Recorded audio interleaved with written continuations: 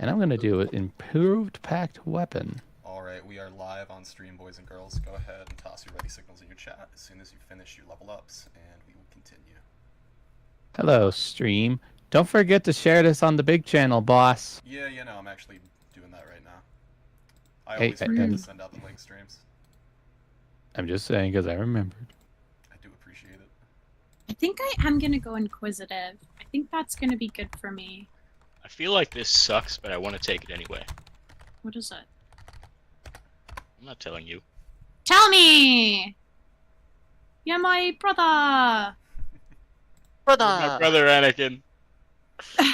You. The chosen one. You were supposed to destroy the Sith, not join them! Oh my gosh. Alright. Supposed to level up, then this is... I have to know, which one is it? What's that number? 5. Flight. I have a flight potion. Alright. 10 minutes of flight. Oh gosh. Alright. Level spells. How much does a quiver of arrows cost? It's like 1 gold What? or something. I'm going to Quiver... reduce 1 gold for some arrows. Yeah. Yeah, it's 1 gold. How much do I have? Let me see. I have 15 arrows. You think that's enough? Should I get another one? I was about to offer, but I use bolts, not arrows. Well, because I don't need bolts anymore, but I use bolts, not arrows, so... I'll keep it at 15. Do you think I Okay, should get Crown of Madness as a 2nd level spell? I mean, it would fit you. Alright, I'm good. Should I get it another 1,000 ball bearings just to give to Ruzok? I mean... I have ball bearings again. You do? You bought a pack? Yes. Do you have some still? Me? I have lots. I have all 1,000. We could definitely Scooby-Doo a monster and make him slip and slide on them. Good decisions. We only make good decisions in this party, though. That's what I've seen. Is there anything else? This is 3rd level, it gain anything?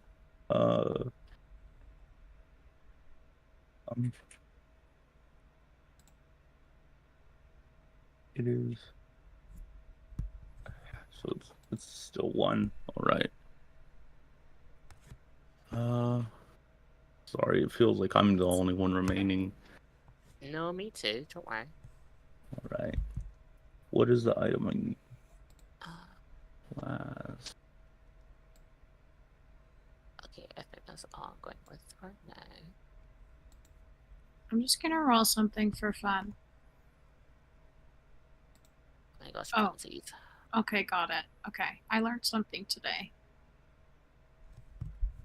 And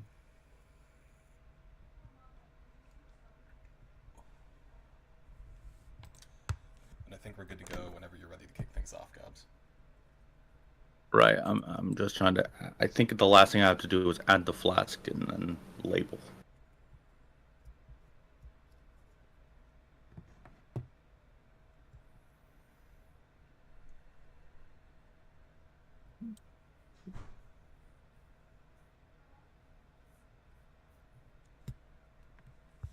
Okay. I'll mark it. It's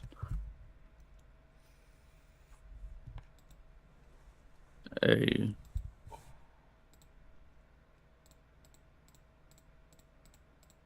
Alright, Gobs, while you're finishing things up with your sheet, let's go Finish it out. I'm just trying to find a place to put what I rolled.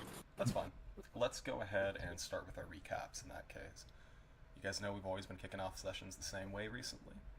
You guys tell me what's been happening here in the city of Waterdeep. What has Fang Gang been up to in their adventures to find enough money to satiate their dragon patron, Goldblood? As always, if you add anything salient to the conversation about the state of play, there's inspiration on the table to be earned. So what's going on? I'll start off, I suppose. Ruzok, in particular, after acquiring the money from starts with an M, something the moneylender. Lord Walrus. Mark. Mark the moneylender, that's what it is. Mark the moneylender. Yeah. Mirth. After acquiring the money, he dropped some off to his family, and after regrouping with the party, deciding to accept the offer, he took the bag of gems that was offered and went off to try and begin a plot with Echo trying to sell them off for double what they are worth. That failed incredibly poorly. And instead, he just bought some replacement gear from what he had lost and returned to the Yawning Portal for the night. I believe we still have to sell off the jewels at the church once the spell wears off, but other than that, I believe we are prepared to enter Very well the said. Dungeon of Mad Mage. The party having made a few purchases last time, making the preparations necessary in order to tackle Undermountain, you do still have that large bag of gems in your possession, still waiting for the spell that Echo had cast upon it, Distort Value, to wear off, so that they can be fairly traded at the Church of Joaquin at a reasonable exchange rate. Go ahead and take inspiration there, Ruzak. What else have we been up to, gang?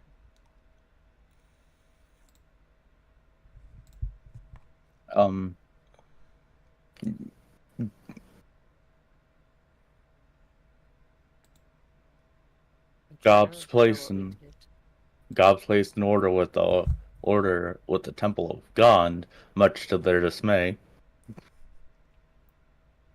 I didn't get any items because I had to deal with a dick of a holes person. I made their doorknob fart. Yeah. A little more info than that, guys, if you're looking to earn inspiration. It was a shopping episode. That's basically all we can really say. That's literally all that happened. Very fair. That's all you I feel like we really stuck it to that merchant, though. With the farting door and everything. To be fair, probably unless that gets dispelled, they're probably not going to have business, which is Indeed. A few magical shenanigans as the party attempted to pass off the gems that they had obtained at a specific jeweler within Waterdeep, discovering that investigations of these gems were a little bit more thorough than you might have liked. You did manage to sell a single moonstone, unenchanted, to this individual, if I recall correctly. Yeah. We'll see whether there are any ramifications of that. But sure, Gabs. I'll take inspiration. Anyone else have anything to add to the recap?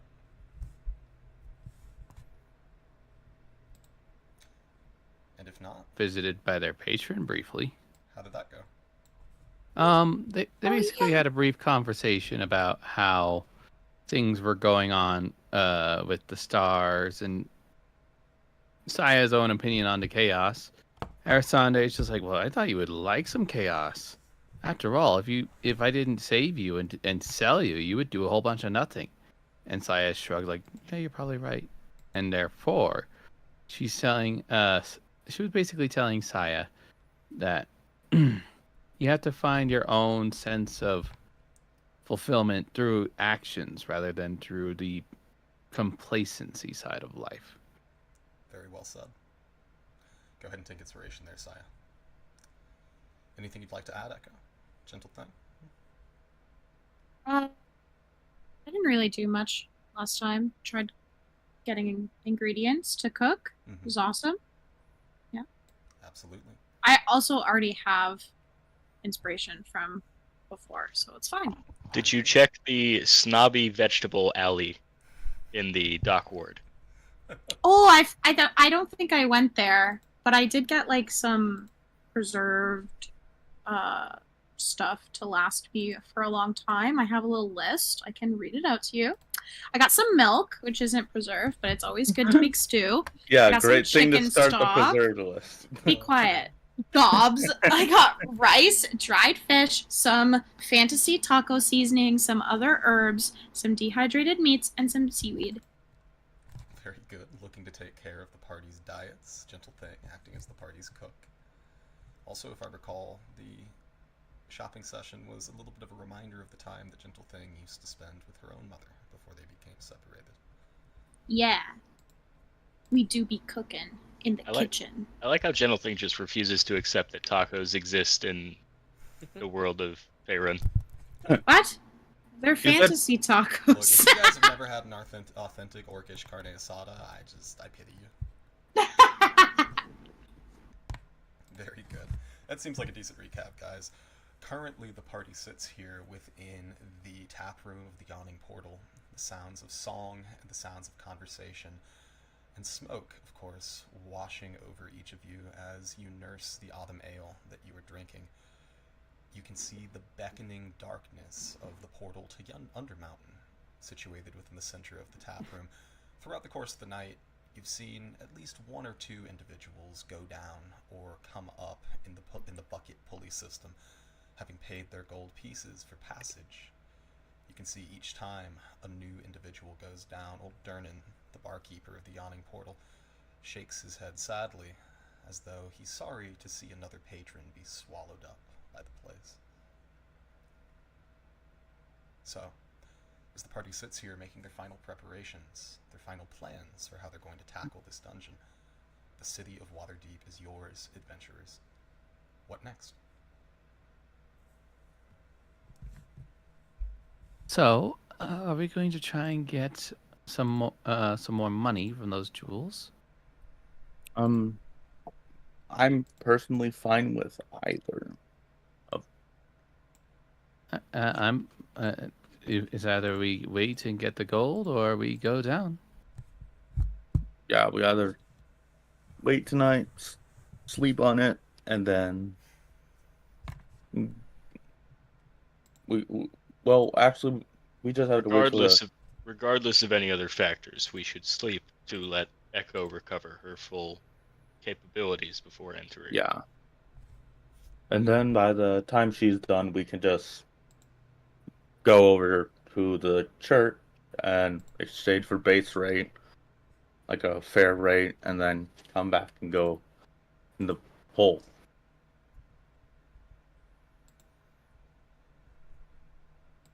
I mean, that is true. I wouldn't mind going for a nice night stroll to the church right now. It would be fun. We'd at least get to stretch our legs before, we go down there. Has So, the spell worn off at this point? At this point of the night, approaching midnight, yes, the distort value has begun to wear off upon the gems. Well, I suppose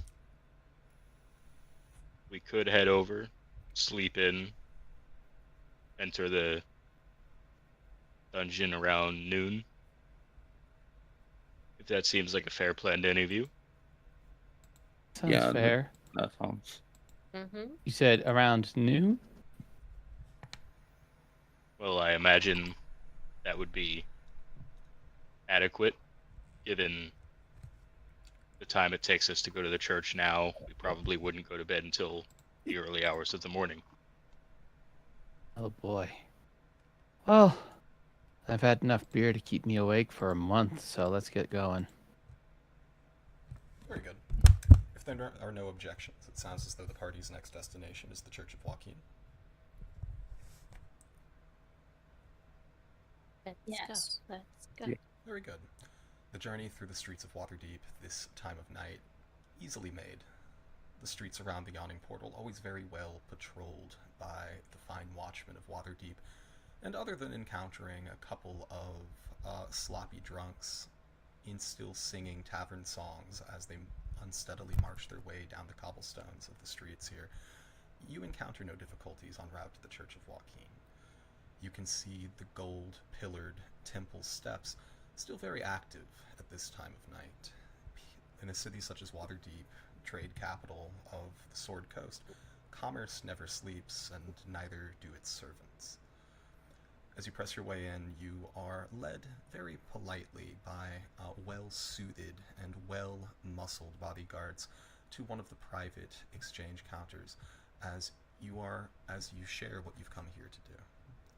You see a very well-dressed, primly attired half-elven woman who scales out the gems before you without any questions as to their provenance. Ultimately, you were offered a fair exchange rate, a little bit more than you had bargained for with Mert, frankly. The total price of the gems coming out to 1,118 gold pieces. Nice. Nice.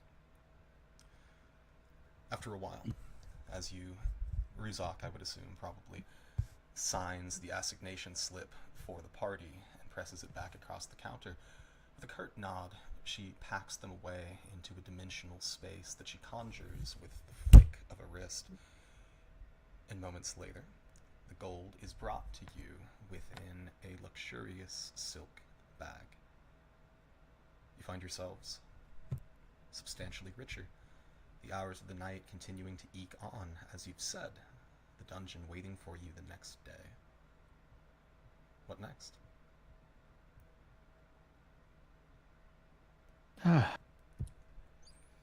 You see Saya wake up and she's twirling a new little hairpin that she's acquired. And she says, okay. Does anyone have any last minute purchases that they need to make? Hmm. Hmm. I think we didn't get any like basic supplies, did we? Like there's A like tent and a bedroll. maybe. Yeah, that would be nice, but Let's just do some wait. basic things. Let's get some like rations. Let's get some rope. Yeah. You got some healing potions. Do we need to get any more? Should we get some each? If we need one, I can make some, but Yeah, but it'd be nice to have extras. yeah, it would be nice. I bought 3 using Gobs's 5 platinum that he flicked to me. So. Okay. And then I used 100 of the gold that we had before to buy 2 others, so we have 3.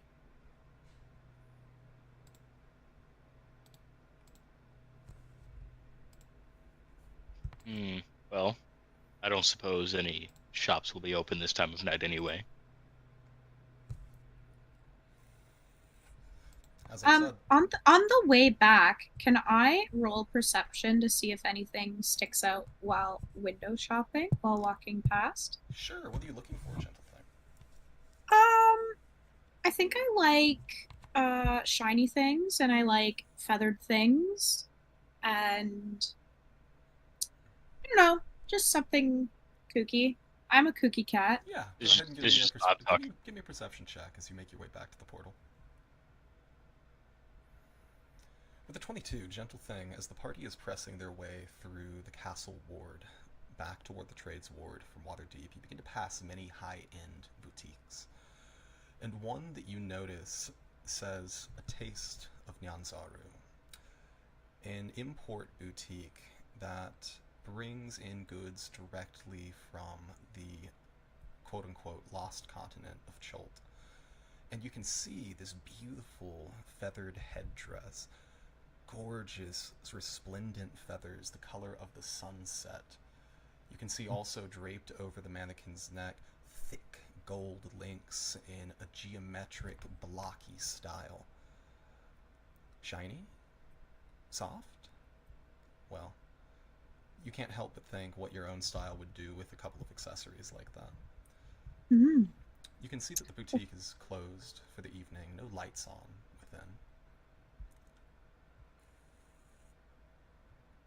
within. No cameras? Cameras? I mean fantasy cameras? Fantasy cameras? Make me an Arcana check as you look around.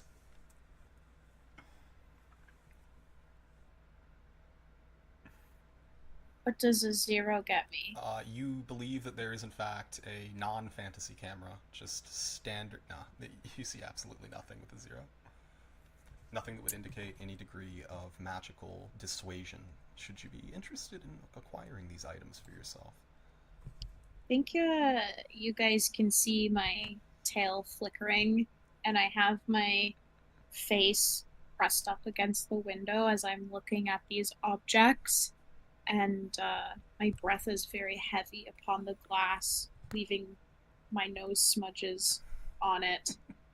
You know, we could just buy it when we get our gold, right? Gentle thing nods, but doesn't look you in the eyes. What? I had to step away. Sorry. I found something cool. Okay. Pretty outfit, the chunk thing. It's a pretty cool outfit. Like, I think I would look really swagulicious in it. It That would was the also rat be bag? immensely difficult to stay unseen while wearing that. It's literally a giant feathery beacon. Hey, look at me.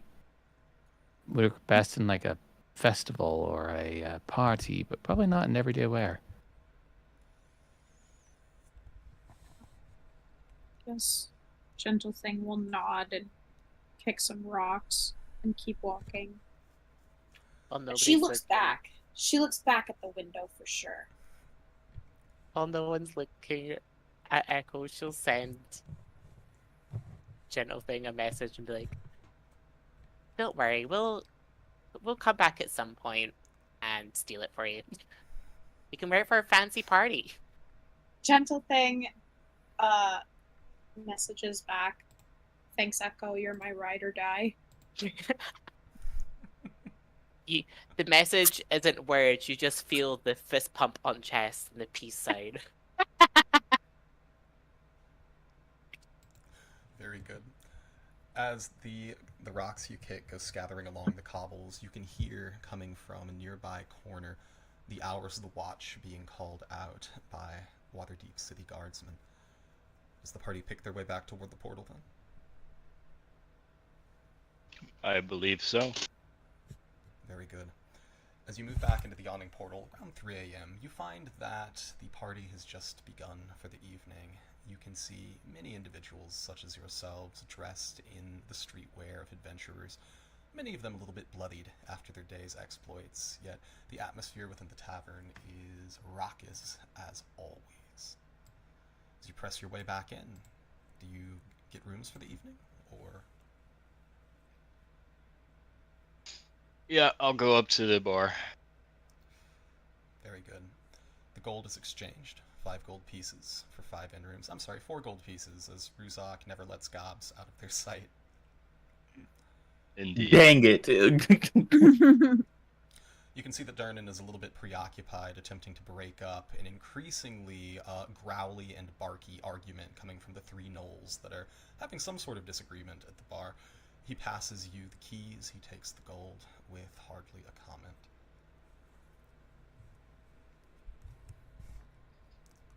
I'll see you all in the morning then. Very good. Oh, Ruzak, make sure the blanket is completely covering you tonight. I'm going to be experimenting.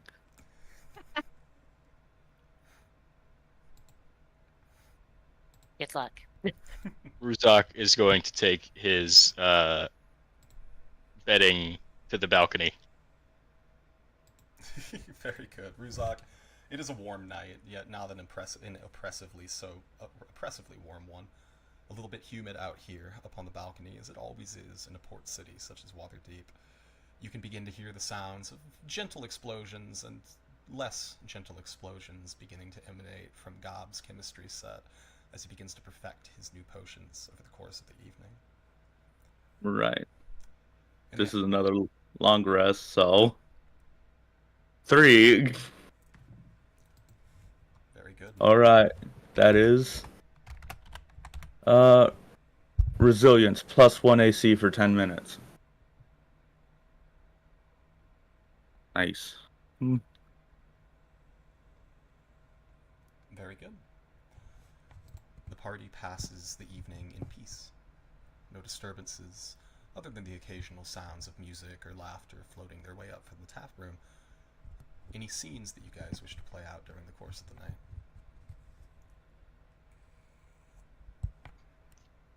Ruzak out on the balcony, when things have somewhat quieted down in the room, is just going to be practicing hand motions and whispering under his breath, and occasionally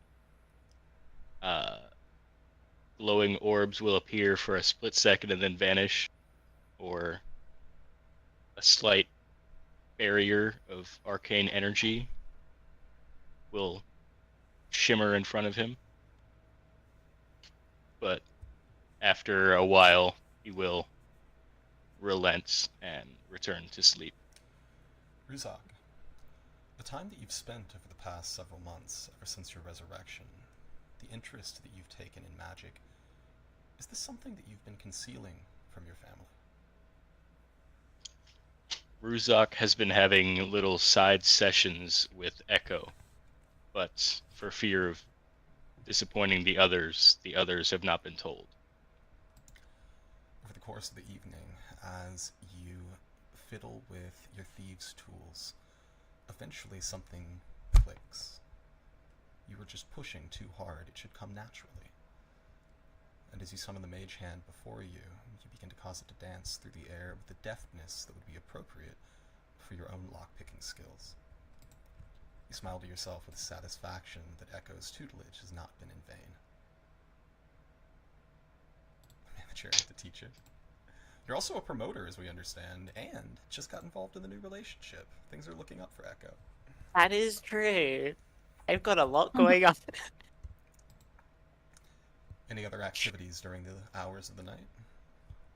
I would imagine Echo's night would start off very much the same. Getting out of her other forms back into her normal changeling form. She bathes, she gets ready for bed, grabs all her things, comes back into Gentle Thing's room. Gentle But- Thing left the door unlocked this time and is just waiting for you in bed. Not like inappropriately, but like there's very clearly a spot laid out for you as she's like pressed her body against the wall. Nice. But as she tries to sleep, she gets really like restless, knowing that they're about to go into like a dungeon that they see people come out quite bloodied. So gets up, and to calm herself, she starts playing on her violin. But as she does so, something completely new. She's not trying to use magic or anything like this. This like aura fills the room. This like warm, peachy, pinky, orange aura vibe, I guess, kind of fills up the room. These like orb-like bubbles start appearing around the place. All these like nice little like sparkles in the air. Takes her back. She just kind of like immediately starts playing, and as she does, it all just fades away.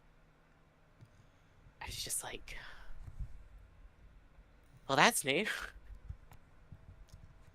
Echo, the time that you spend in the waking world of the city of Waterdeep, from the way you dress, from the music that you play, to the face that you choose to put on each morning as a changeling, every bit of self-expression that you practice is for someone else, yes? Yes. Yet here, that thin shaft of moonlight trickling through the window, Gentle Thing's soft purring on the bed, your own soft music, your own form natural in this moment. You are reminded of where the magic in music actually comes from. That warmth, that comfort. Well, if you can't give that to yourself, well, who can you give it to?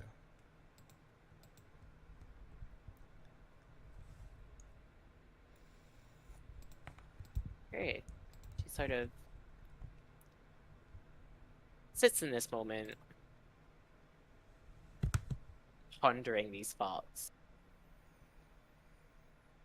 And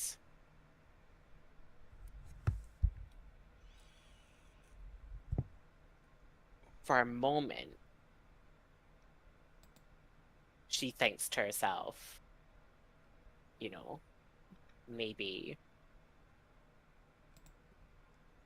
it wouldn't be so bad if she was just to walk around in her own skin. Oh. And then she just has another moment of like her childhood, of the window, of having to climb out of it, of hearing the screaming and running away. And then she's like, shakes her head, puts down her violin, and just climbs into her burrito pillow fort. It's adorable. I mean, Gentle Thing is covered in fur. It's okay if you steal most of the blankets. Mm-hmm. Very good. Yeah. It's a comfortable night that you pass within the Great Pillow Burrito Castle. Any other activities during the hours of the night, gang? This would be a little earlier, but while Gobs was experimenting and stuff, like getting stuff put away and stuff like that for the night, he reaches into his pocket, takes out a amulet of a just that's literally iconography of the Temple of Gon, and it's just a completely rusted, and he takes the time before going to bed to just clean it, use basic chemicals and just clean it off, which he does every single night. And he's being especially careful because he actually visited the temple again for probably the first time in a year, I would say. As you look down at the symbol of Gond within your hand here, Gobs, where's your mind going? It's a very teenage thought of, do you hate me? Am I the problem? What the thing? Because anytime I try and help, I just create disaster. As you look down at the symbol within your hand, as you contemplate that, Gobs, you've attempted to remove the tarnish from this object many times. Many different formulas have been attempted, yeah? Yeah. And anytime he would have gone some leeway the next morning, rust it up again. You considered that. What's the purpose of artifice in Gobs' mind? What's the purpose of this magic that he studies? The Govs believes that the purpose of artifice is it's kind of a greater philosophy, but the basics of it is gods and mortals are not alike. It's just are very similar in ways, but mortals have to work for it and have to push their boundaries and limits. But it's important to not be obsessed by pushing the boundaries and limits. You consider some of your own failures. You consider some of your own successes. Most notably, as you consider this, you think of Gon's own relationship with artifice. Always an isolated god, never one to appear before his worshippers, yet in their labors, in flashes of inspiration, in moments of genius. Yet, you remember one tale, 150 years ago or so, during the time of troubles, when the gods were plucked out of the heavens, cast to earth. As you understand it, Gond still secreted himself away upon the island of Lantown. Many, many attempts at creation were given during that time of warfare, constant violence, yet gunpowder, as you've heard it referred to, a great heresy within your church, was never employed. The same magic that the deity employs in order to prevent saltpeter and niter from burning together was never rescinded. You know that there are some things within the pursuit of artifice that should simply not be attempted. Too dangerous, too catastrophic should they go wrong. Is there any boundary that Gobbs sees or sets for himself within his pursuit of the art? Gobbs's main boundary is, besides besides basic moral things of not testing without basically getting consent first. Besides that, his main boundary is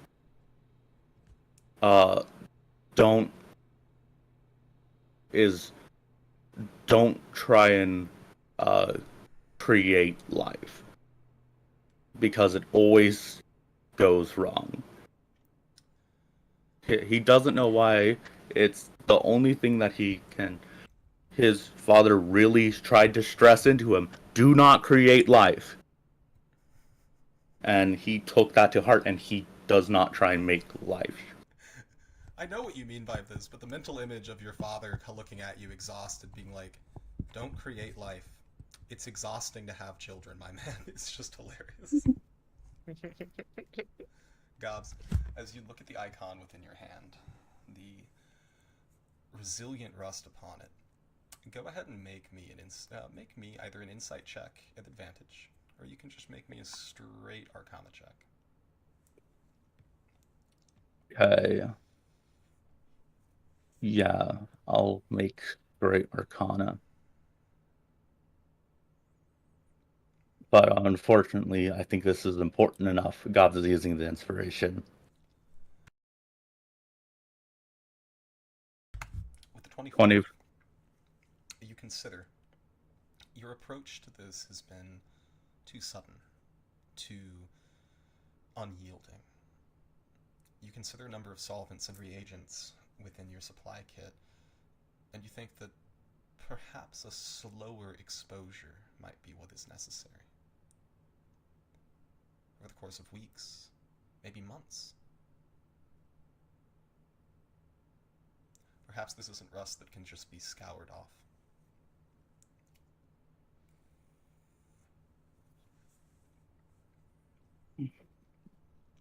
All right. I think after that, he will tuck it back in his coat and curl up.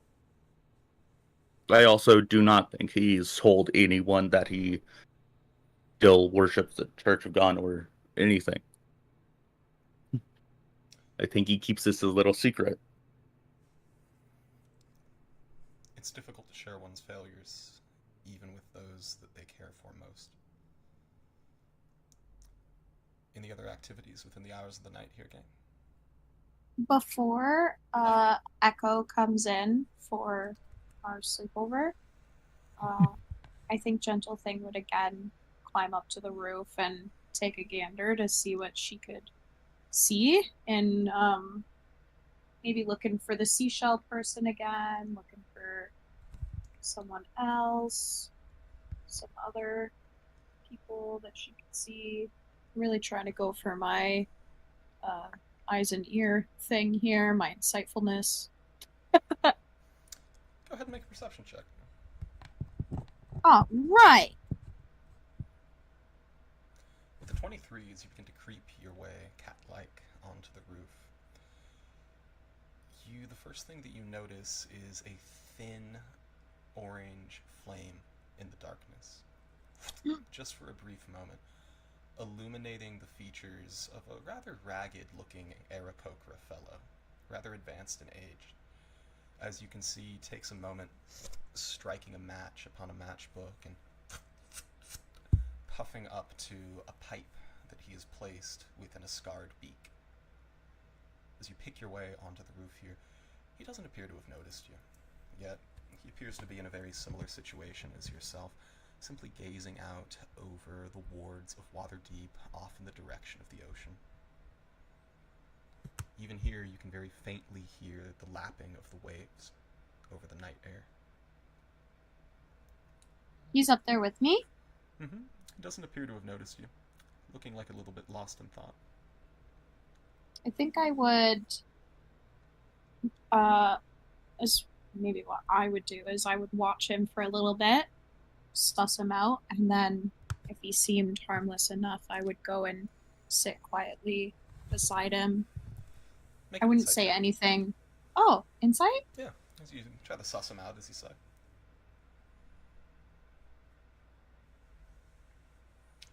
24. He doesn't appear to be looking for anything in particular. Lost in thought. After a moment, he takes the pipe away from his beak and begins to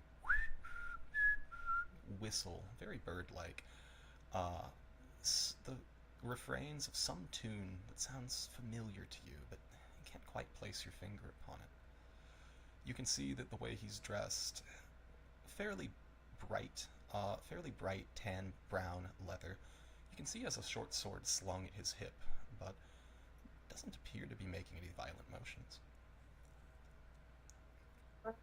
Would definitely, proceed to sitting beside him. As you go down to sit next to him, very stealthy as you always are, he doesn't notice you until you settle yourself down, and he lets out a of surprise as you see his feathers go wide for a moment, fluffing up, and then he turns to you and says, "Oh, forgive me. Didn't know I had any company up here tonight. Can I help you?" Gentle Thing will smile and will say, I just thought we could think together. He looks at you for a moment, says, "Well, it's the most indirect way I've ever been asked to share a smoke before, but if you'd like," he offers you his pipe. Oh, right. I'll definitely take a swig, a puff. But I don't smoke, so I cough immediately. He looks at you and says, "Well, slow down. Don't want to make yourself dizzy up here." He sort of flaps one of his wings out, and you can see that a number of feathers are missing from them. He says, "Not the best flyer right now. Don't think I could properly catch you." Gentle Thing will smile and ask him what happened. Make a persuasion check. You I'm sound so not very good at surprised that. anytime I ask you to roll dice in this game. What? You want me to 9 roll? With a natural 20. He looks at you, looking at your own black-clad form, looking at the own armaments that you carry, and seems to shrug about it. He says, "Had a little bit of a run-in with the City Watch earlier today. Figured I might lay low, or lay high, as it were." Gentle Thing will smile and share a story of her own where she too had a run-in and they beat her up. But she won't mention that it was with that old lady wrestler. She'll just say, "Oh yeah, I got pummeled once too." He nods as he listens to the story and says, "Well, I mean, that's just natural. People own pretty things in this world, and it's natural to want to own them for yourself." Gentle Thing will ask him what why the city guard was after him. "Well, I mean, I wasn't even doing anything wrong, really. I mean, standing around the wrong store for a little bit too much last night. I don't know, accidentally scratching out one of the alarm spells that had been placed around the back entrance. Gentle Thing will widen her eyes and say, "They have alarm spells?" He opens his beak in disbelief for a second and closes it again. Takes a heavy sigh, and as the cloud shifts, you can see a trail of moonlight covering both of your features for a moment. You can appreciate how old this Aarakocra looks. Not a very long-lived race to begin with, usually making it up to about 40 years old. And you get the sense that this bird is probably approaching that. He looks back at you and he says, "You haven't been in this business for a very long time, have you?" Gentle Thing will shake her head no. I feel like I have my age somewhere. I think I'm 19, so she'll kind of say, I'm 19 years young, trying to make it on my own. Well, if you're middle-aged already, you should know a thing or two. Alarm spells, yes. Divination sensors, and you really wouldn't want to walk into a glyph of warding. I saw a good friend have his leg taken straight off by one once.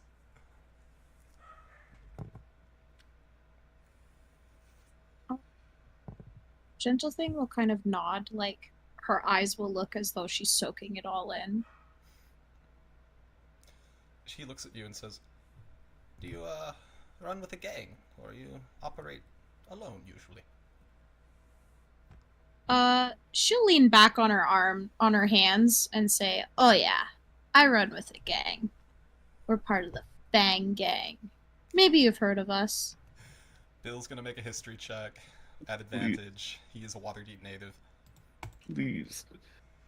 With a 12, he scratches his head, looks back at you and says, "Can't say I have, but if I have known one thing to be true in my time in this city, there's always room for a little bit more competition." She'll narrow her eyes, say, "All right, what gang do you run with?" Oh, I don't run with anyone anymore, at least not in the past few years.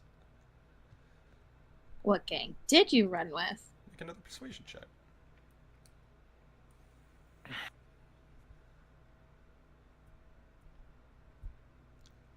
With a 14, he gives you a little bit of a clipped smile with his beak and says, "Oh, it's ancient history at this point now. No one you've heard of, I'm quite certain." "Try me." Says, "That would be telling, though, and in this line of business, that's dangerous. I'm less interested about the past than I am the future, though."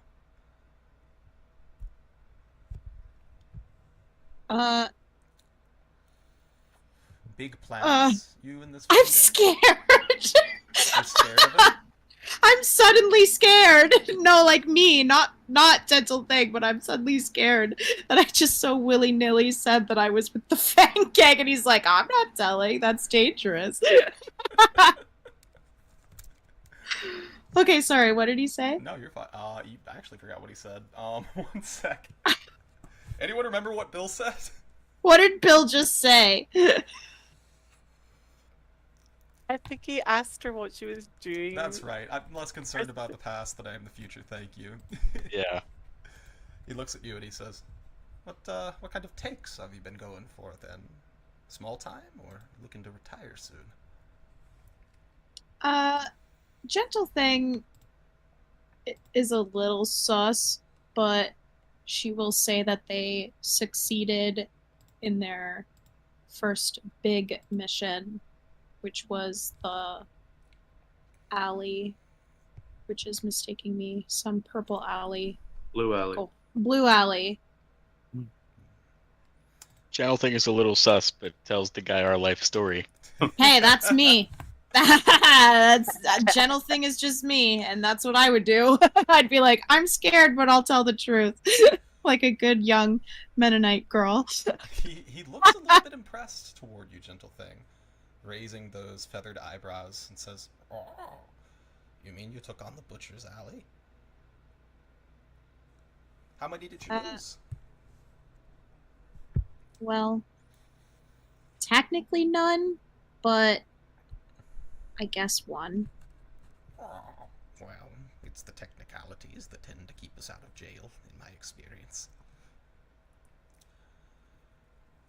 I remember my first big score. I got a little bit overconfident afterwards. You can see as he ashes his pipe next to him, he does not go to pack it again. As he says, standing up and stretching his wings a little bit, looks down at you and says, "How much of it do you think was luck? How much do you think was skill?" Mm. Gentle Thing will kind of frown, and she will look up and say, 60% luck for me, 40% skill, but I rely heavily on my family. Crew. If he caught that, he doesn't seem to make any indication of it. As he looks down to you, and he fishes into his pocket, produces a single gold piece, hands it to you, and says, "Well, maybe this will bring you a little bit of luck then. Always been better to be lucky than good in my experience." Gentle Thing will kind of scramble to her feet and say, "Oh gosh, thanks. You really didn't have to. It's just going to Gold Blood anyways." He looks at you incredulously and says, "You're mixed up with the investment king." Yeah, I got it real bad. Well, there's thieves and thieves in this world. And it always seems that the most successful of them find some way to become legitimate.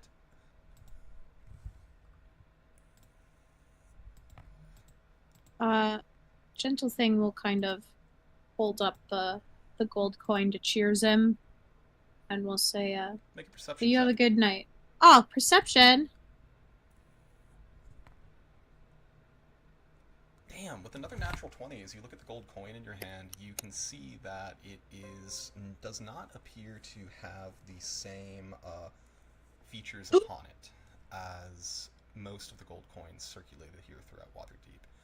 Did I get my first Thieves Guild token? Who knows? As you look it over, you can see that on either side, the face and the obverse is the same inscription. You can simply see a pair of wings that are stretched out in flight. Ooh.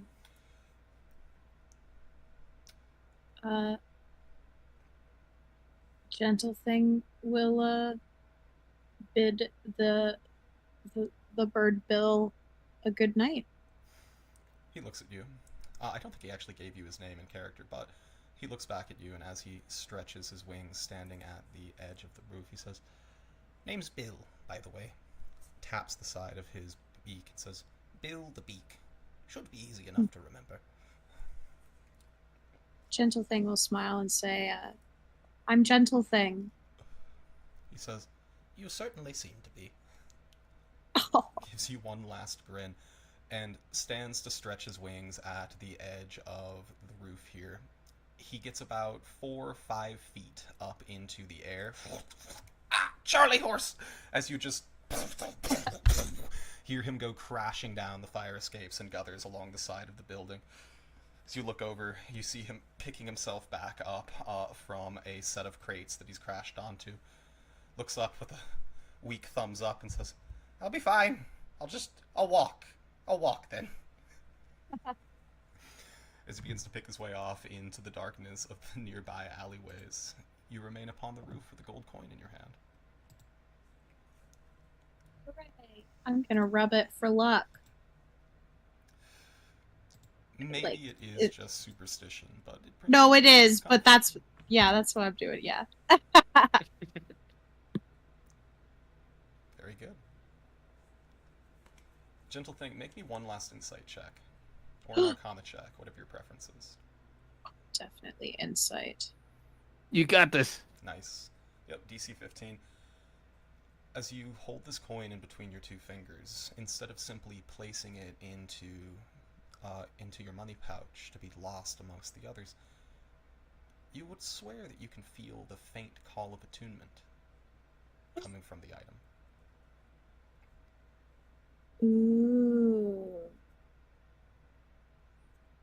long does it take to attune? An hour. An hour? I want to try. Gentle thing, over the course of the hour, you focus upon the coin within your palm. A little bit of warmth that it seems to possess. Those words that Bill told you come back to you. Well, in my experience, it's better to be lucky than good.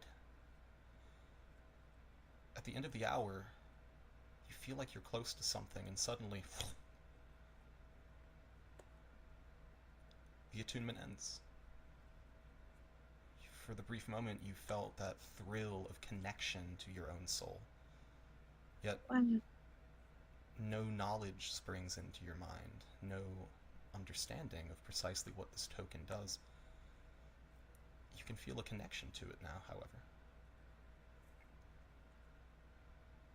Oh, right! My favorite little shiny coin. Give me one sec. I'll message you something real quick.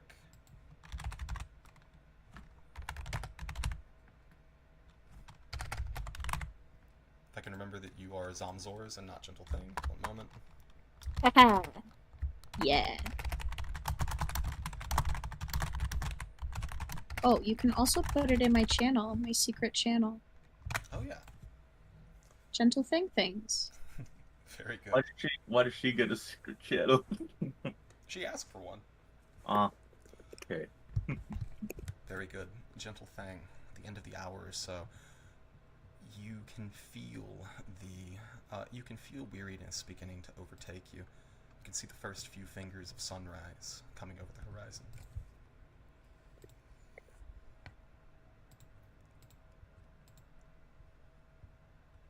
Any other scenes we want to play out throughout the night, guy?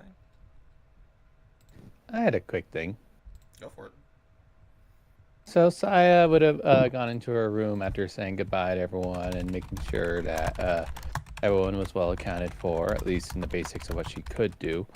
And then she would start getting ready for the evening. Get into her small clothes, start combing her hair straight, maybe getting a little comfortable.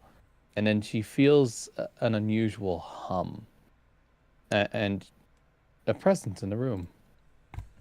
She'll immediately turn around and see nothing for a moment. It's like, am I hallucinating something? Am I going insane? I have no idea. And she's going to turn around again. Continue brushing her hair. And then she'll hear it again. You hear a tap, tap, tapping coming from behind you as you see seated upon the foot of the bed the radiant image of Erisande, your patron, as she turns a thin golden needle over the fingers of her left hand. She looks at you and says, I bet you were never very good at hide and seek, were you? Well, perhaps if I had the ability to see you and your supernatural ability to hide, it'd be easier. She looks at you with a playful smile and says, I thought that those eyes I gave you could pierce through all illusions. This is piercing through magical darkness, not piercing through illusions. Oh dear, you didn't negotiate that very well then. Yeah, I asked to see the night sky as clearly as you did. I suppose you technically gave me what I asked for. She smiles at you, a broad, white, toothy grin, as she says, Oh child, if you saw the night sky as I do, then you would have no questions about whether you were going insane or not. What brings you in tonight? And she continues brushing her hair. Oh, Did you want some company or boredom? No. Am I your entertainment for the evening? Should I get dolled up? Oh, my evenings are very long. You need not flatter yourself.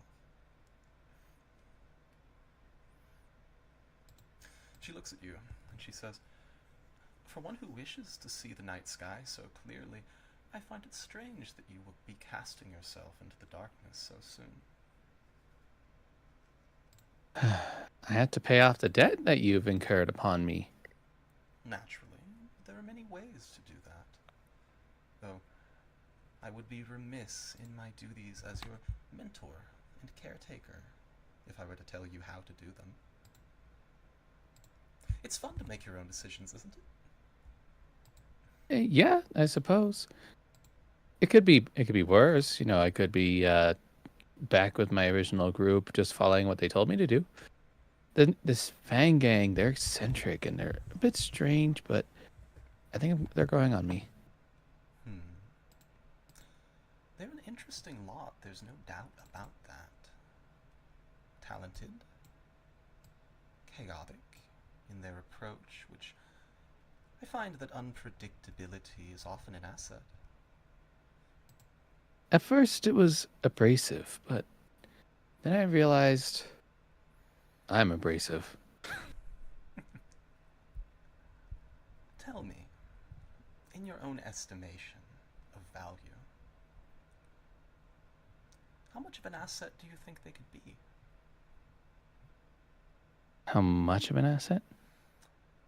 Well, when focused in the right direction, I'm certain that this group can accomplish much. How much?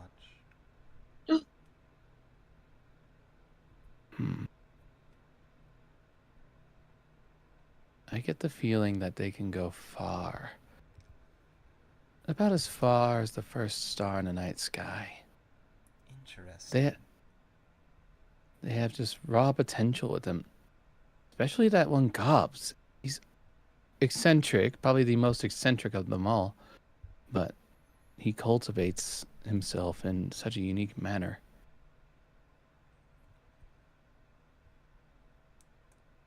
Clear that they all have ability.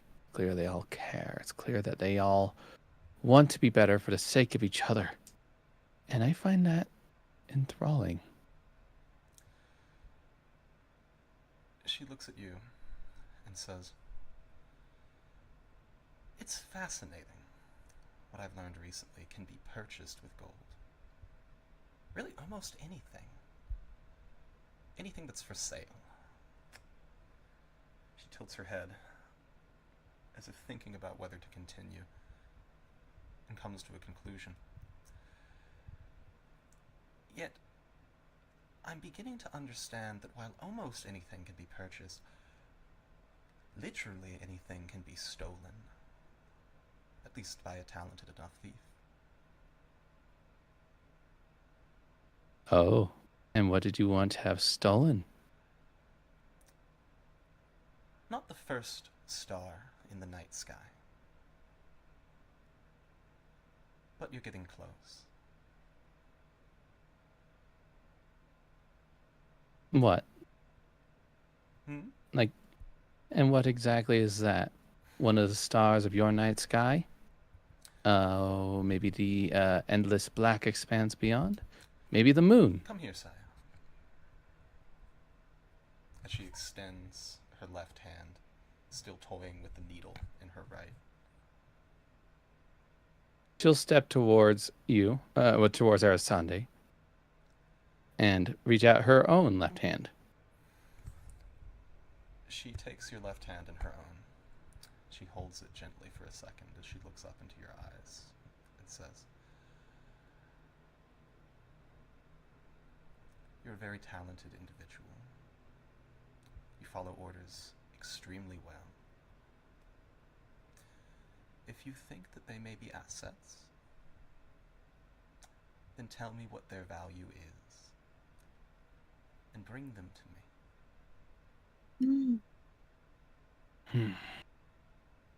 And where shall I take them to? She looks at you and she says,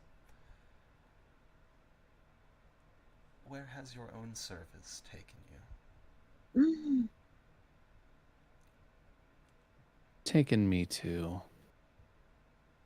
Goldblood. It's taken me to this party. It's taken me to the Underdark tomorrow morning. "Let me give you a gift." Oh. And with a You flash, she takes the golden needle in her right hand and plunges it, not deeply, but very suddenly, into the middle finger upon your own, upon the middle finger of your own left hand, as you see a small drop of blood begin to well there in that slow, thick style characteristic of your vampiric nature. Oh. I believe "thank you" is the correct response. Thank you, thank you. And she's going to just like the blood off her finger, just like, ow. Ow, that stings. It's the most painful gift I've ever been given. You're welcome. Just a reminder that you are still alive. Whatever you may think about that. Well, I've always been alive, at least ever since I was born. Just a very strange form of it. She stands. Go on. Though, you've given me life anew. And that's something I have not forgotten. And I appreciate it. She looks at you and says, "Then let that pain be a reminder of our covenant. There is always more to drink from life. There is always more to want. There is always more to take. For those who have the avarice to seek it."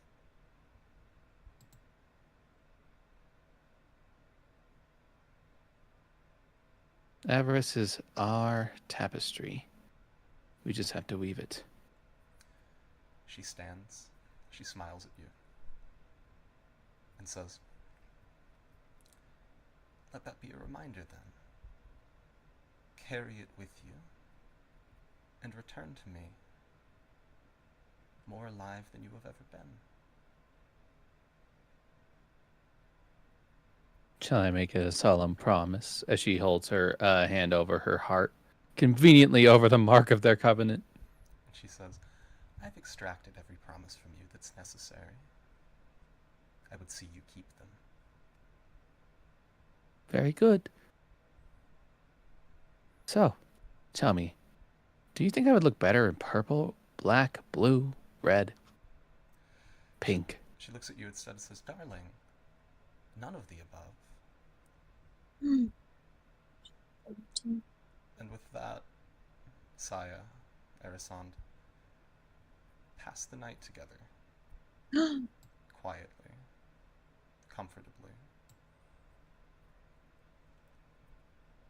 Any other scenes for the evening, folks?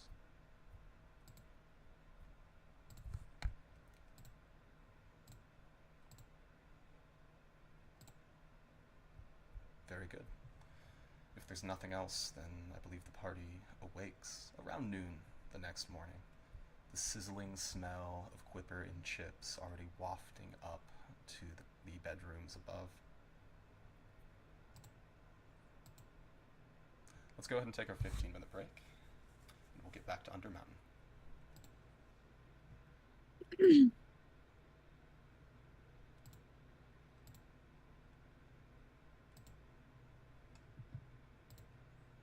Okay, so yeah, that just happened. I will be back in 15. Whoops. Sounds good. Everyone, let's riot. Let's riot. Let's make him go crazy. Let's break all his things.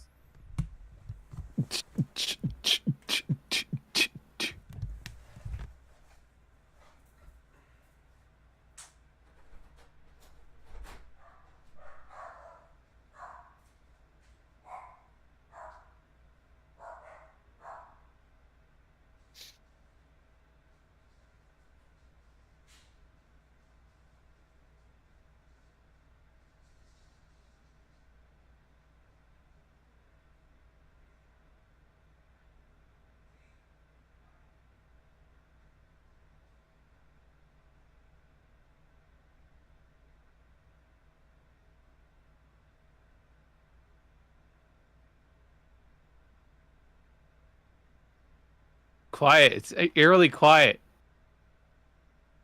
Dum ba dum bum bum bum.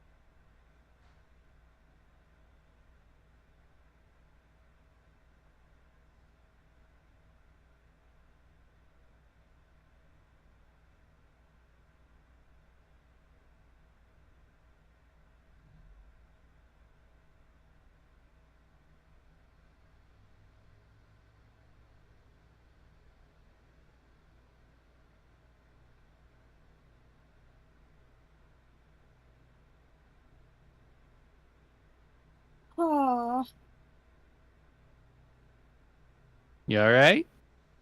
Yeah, I just really want a sweet treat, but all I have is Jello. Jello, sweet enough. I guess it's the no sugar added Jello, so Oh, so it's the depressing Jello. yeah, it's pretty depressing in this house because I'm dieting and trying to lose weight, so it's pretty lack of sweet treats.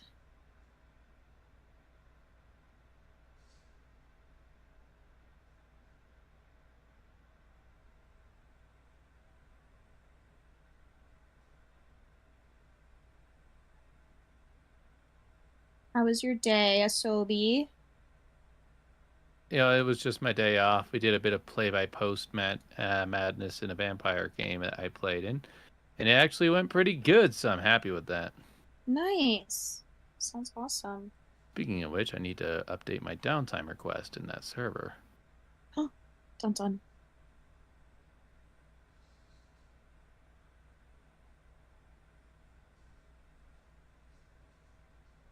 This guy at work, his name is John. I call him Papa John because he is a new grandfather, I would say, like for the first time. He's like 60. He's really old, and I love him so much. Um, Today I went out back to the warehouse with like a big box, and I said like, "Hey, does anyone want a very cool box? It's huge." And this other guy said like, "No, we don't want the box, but we can break it down for you." And then I said, "Oh, awesome. I'd love to get my box smashed in." And John said, "Yeah, I'll smash your box in, brother." Like he's like a 60-year-old. Oh, I love him so much. I love that guy. I realized I was on. Didn't realize I was on mute. Oh, were you talking? Oh, a little. I was just Sorry. asking, should I use one of my 3 spell slots on a potion because it is more healing? It's an extra die of healing. I don't really know what's gonna happen. I don't think you should because you said you have a healing word, right? No, it does slightly more damage is the thing, but healing word is at range.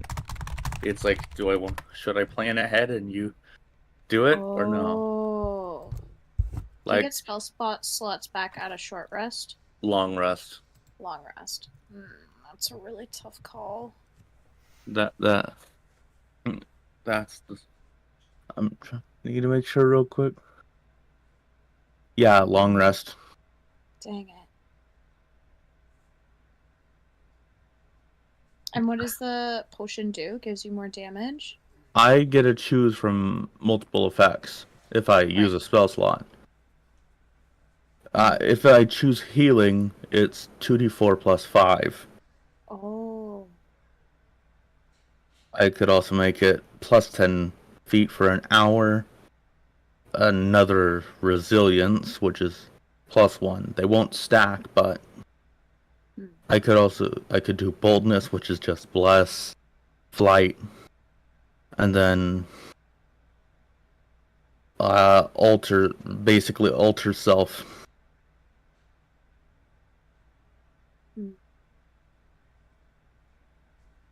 I don't know.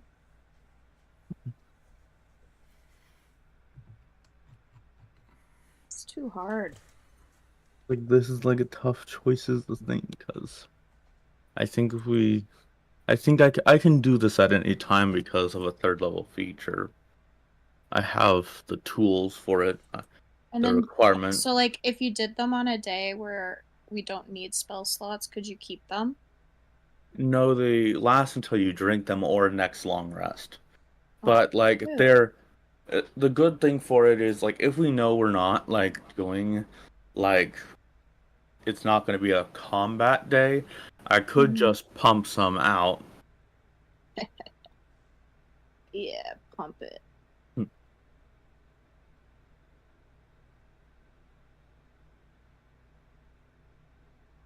I do also have this effect table that I will be using. Because these are still experimental. Did you create it yourself? Yes and no. Mostly just pulled from stuff. Multiple different things.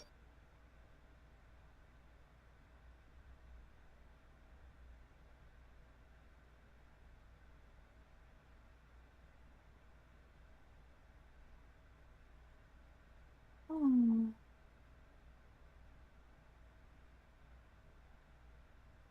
Zane, do you wear glasses? Yes. You do? Yes. Nice, me too.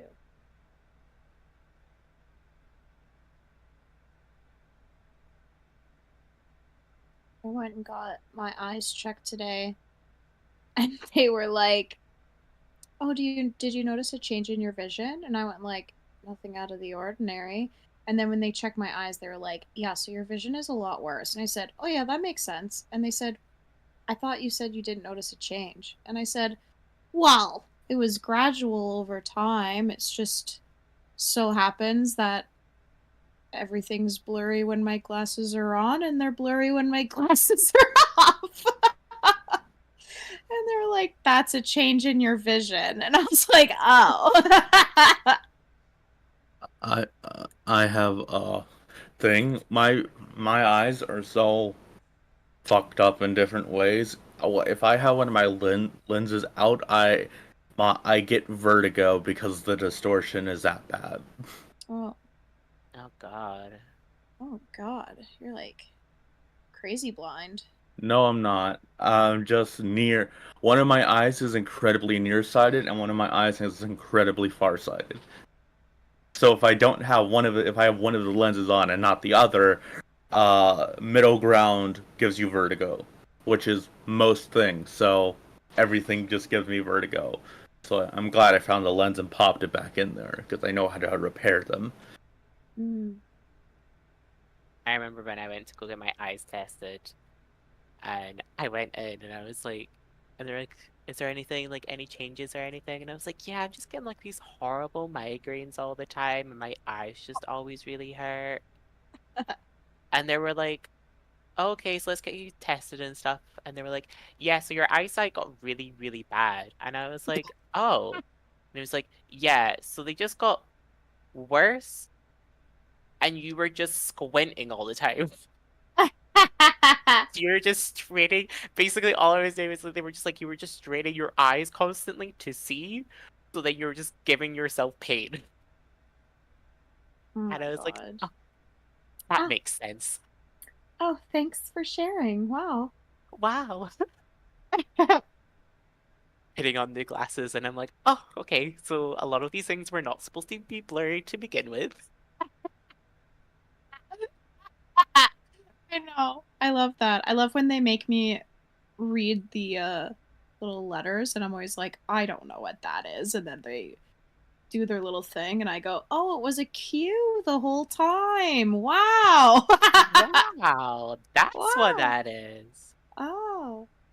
I still don't like. I only wear my glasses when I'm in the house. I don't know why I'm so embarrassed to wear them outside. I bet you look So, so cute in glasses. thanks. I mean, I look cute always. Yeah, I bet. I fucking bet, bro. I found a random IP address generator. Why does this exist?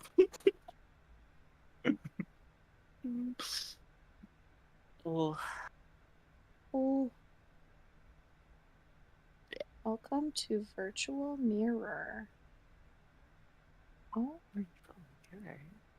a virtual mirror. Roar? A Me roar? mirror. Oh, does that mean I have to take off my glasses I'm wearing currently?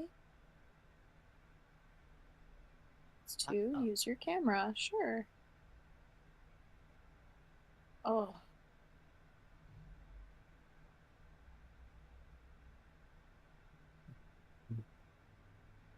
Okay, ugh. I know what I'm calling this experimental elixir. I don't like the way you're laughing.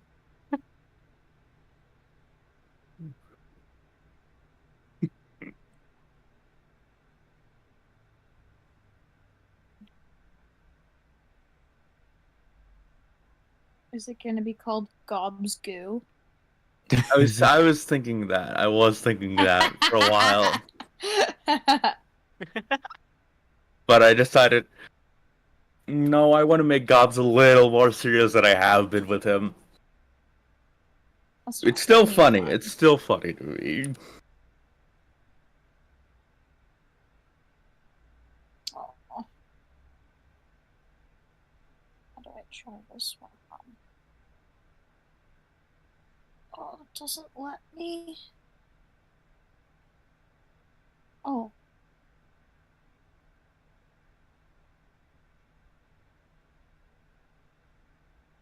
Oh, those are cute.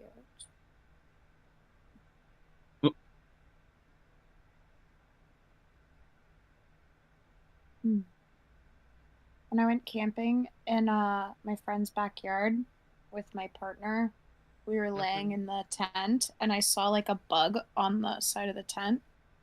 And I didn't have my glasses on because like we're going to bed. And I said, "Oh my God, is that a tick?" Because I'm also like really scared of ticks. And they like looked at me and were like, "What the fuck? It's a spider. Just relax." And I was like, "Oh." And then they laughed and said, "Wait, I forgot that you wear glasses and you can't actually see." And that was incredibly rude of me. Is that a tick? What the hell? It's a spider. I think I need to make a quick purchase at a jewelry shop because I remembered we were waiting because I couldn't do it. I can take Identify now because we actually have the funds for it. I should actually probably check to make sure all my items, things, all my spells.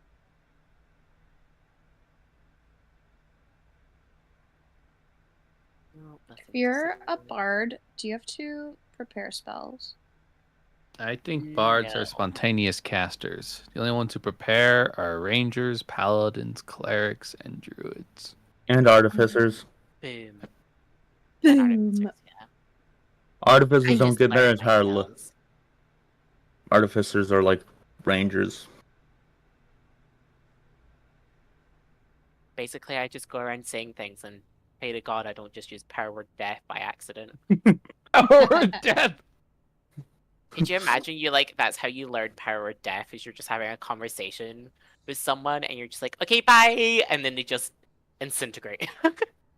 I just now imagine a new like demigod sneezing and accidentally saying power death as they sneeze and just fucking Thanosing someone.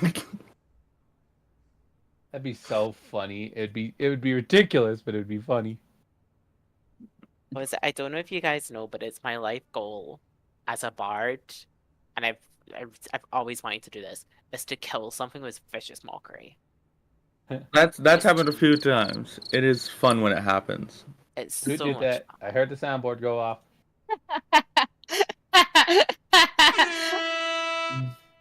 Bruh. Bruh. Bruh. Bruh. Wait, Bruh. I had to turn it on. Bruh. Okay. We're just goofing off now. I love the clapping. That's so nice. Wow, that's so nice. Well done. We should do that whenever someone gets to that 20. Yeah, we should. That's cute. Okay, new rule. New rule. In that one, you do the dun like you do, or Bruh. I don't think I have that. Oh, I don't this think... one. That's in that one.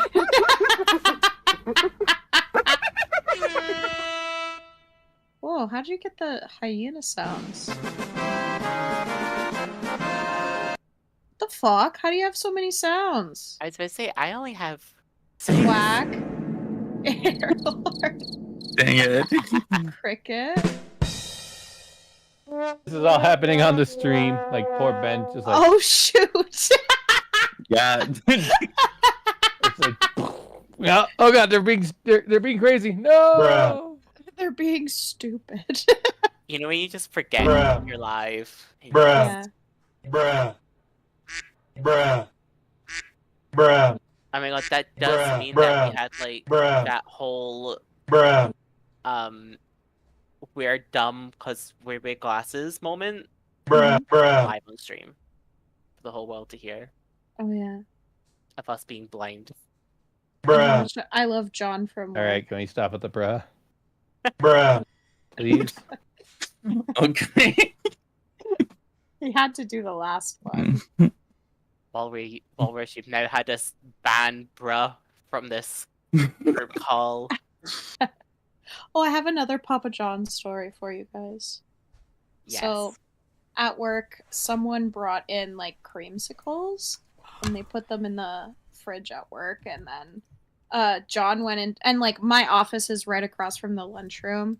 So John went in, got a creamsicle, came out, licked it, shook the creamsicle like in front of the mirror or the window to me, like, look, I got a creamsicle, you know, kind of like that. And then he left and went back out back. Keep in mind, this guy's like 60, right? Like, he's old. So then I went back there to say goodbye to everyone, and I was saying goodbye to John, and he said, "Hey, Bobby," and I said, like, "Yeah," and he said, "I shook my cream at you." God. I was like, I saw that, John. Good job. And then I was like, okay, well, bye. Yeah, Dan's back. shook my cream at you. Nice. Yeah, you did. That's nice. I love him so much.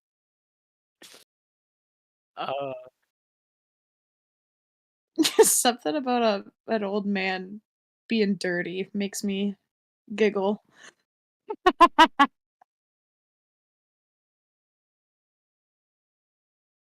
Yeah.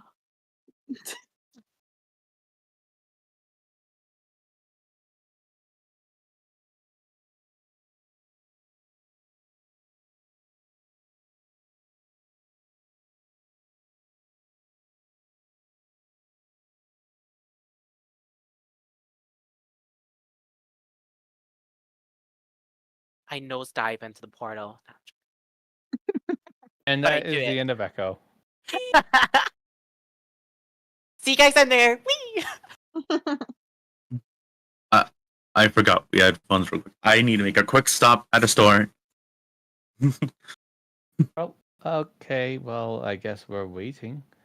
Okay, I'll just thing come help. We'll be back real quick. I just want to get identity Jeez. component. I forgot. We have money now. Well, go get your component. Hurry up. All right. Saya just looks a bit more like smiley than normal. I'm gonna go get a Ooh. drink from the bar while we wait for Gobs.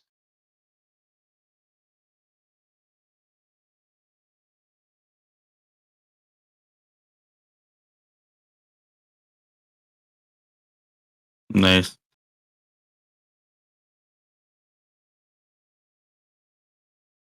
What are those inciting for? I'm inciting why you're so smiley, but I guess you just slept. Nice. I guess you just had a good night's sleep, is what I think. I don't think that would be anything you could really incite. Like, oh, she got laid. And it's like, no, she's just happy. Well, No, you can I- tell. You can tell. You can You tell. can tell when someone's gotten fucked. Oh yeah.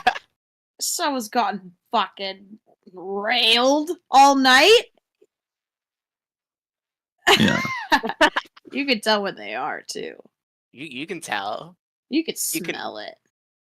Okay, that's a bit creepy. I'm a cat. I can smell. Well, if we're all prepared. All right. Yellow Fang's Scott- just like sniffing Saya, going. You smell different.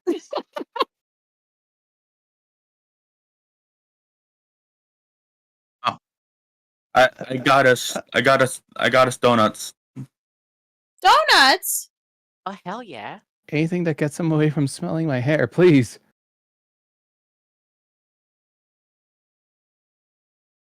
Mm, Makes sense. yum.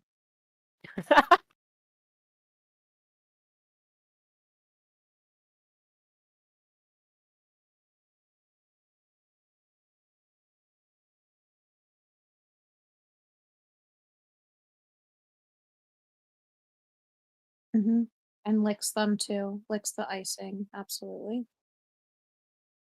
At least let me have one with the icing. You can. Just not this corner. Okay. Well, donuts in hand and my hair thoroughly snipped. Are we able to go down?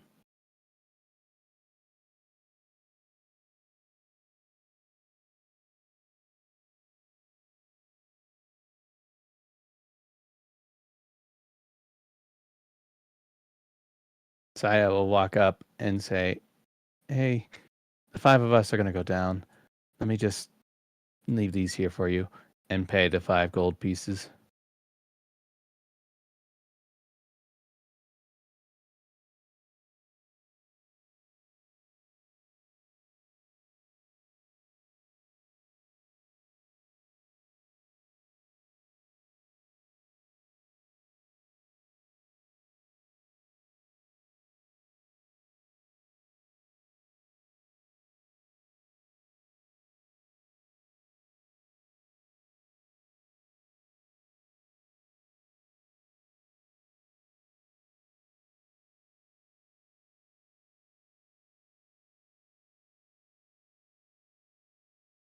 Death or not, it's something that we got to do.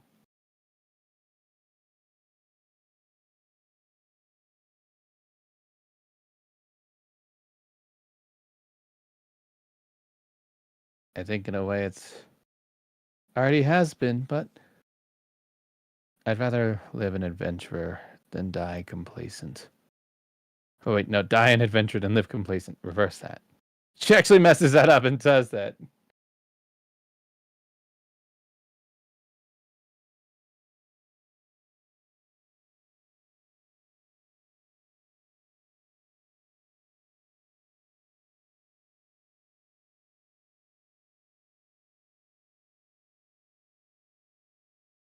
Uh, Something about a crazy mage guy and a big mess of dungeons and a bunch of monsters. I heard a troll came out of here once.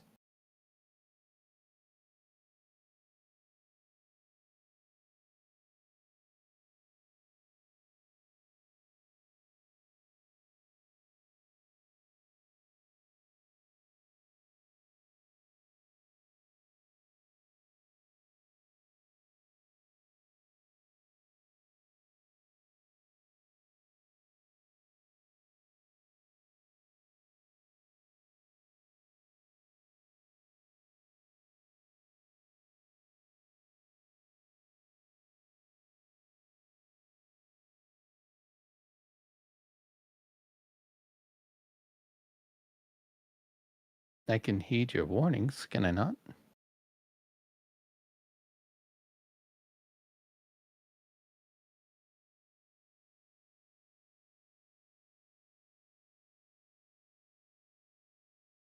A family? Like any guy's gonna come after me.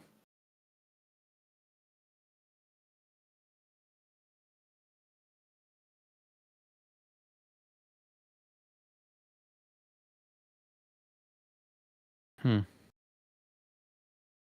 Have you lost someone to that pit?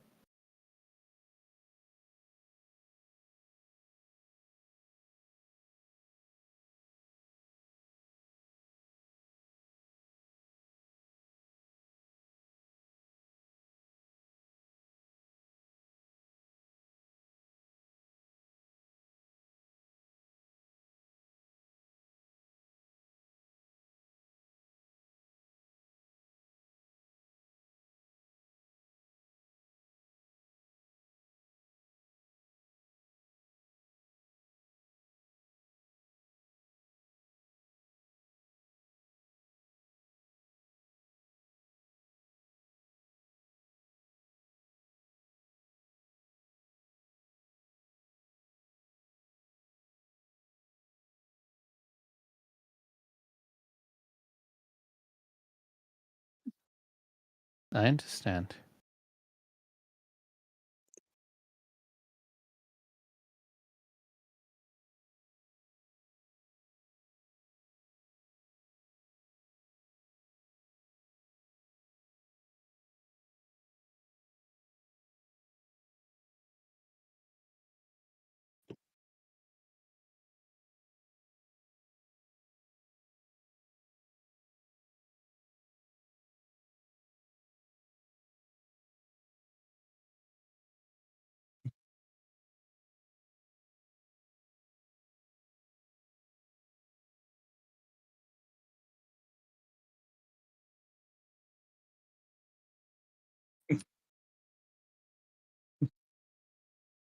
Very good.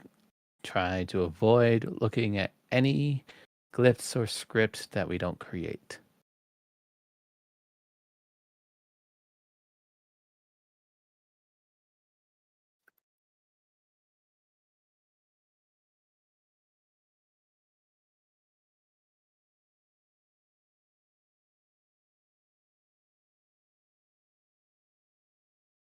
Very good.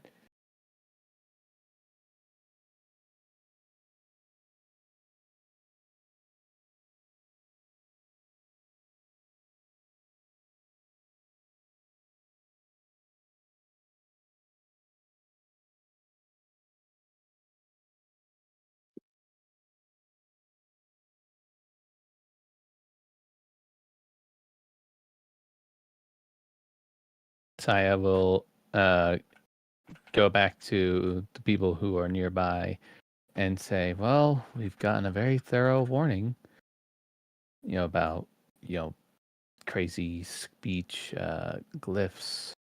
Got to be careful with our magic. Our magic may not work like normal. Teleportation, yeah, it's not going to work. Sending is not going to work. Watch our step. And if we see anything big and toothy that we cannot deal with, run.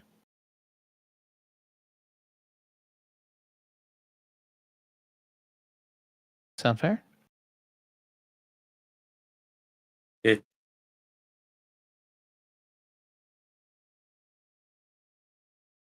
I'll take that silence as a yes.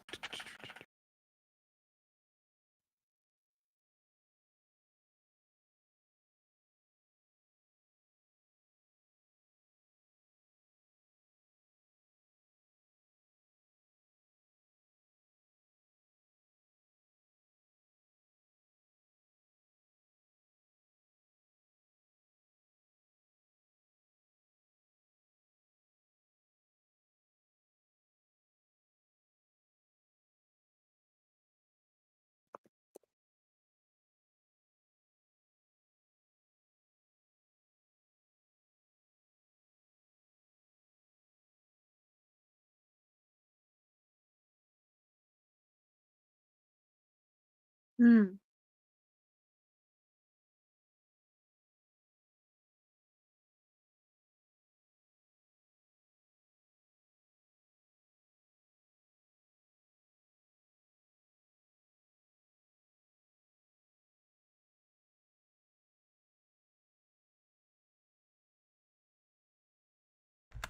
Are we able to climb the wall down by chance?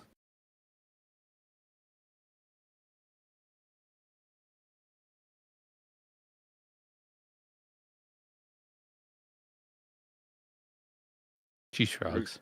Ruzak just kind of ruffles Gentlething's fur and then steps onto the machine.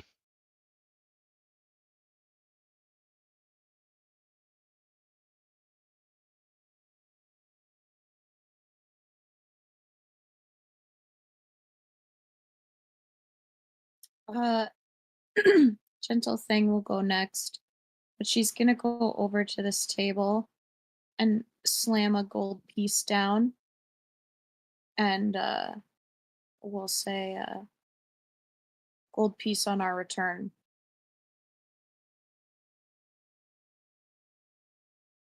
Oh.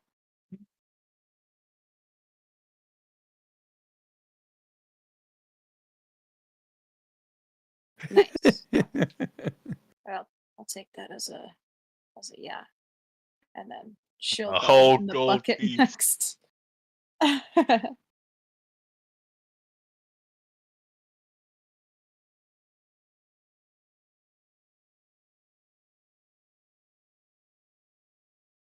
Echo, finish up the donuts. We're leaving.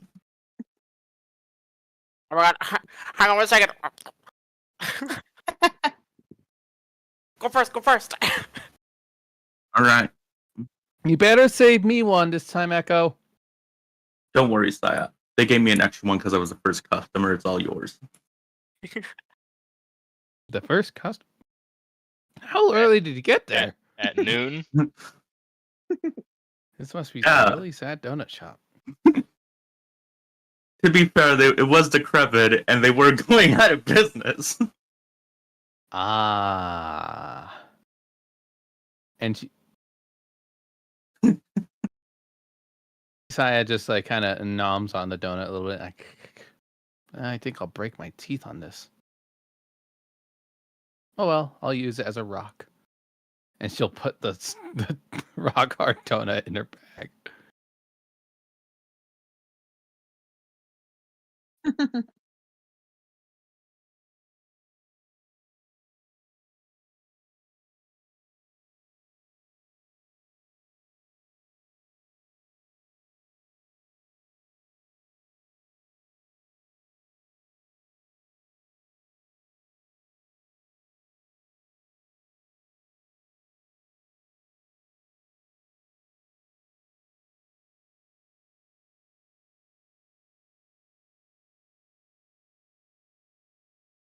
I run over, finishing all the food. And oh, this is going to be our last. Don't worry, we'll be back. And when we are, I'll have some new songs to sing in here. Don't you worry. She boops him on the nose and leaps in the bucket. And gives like a fun like courtesy bow to everyone. Watching.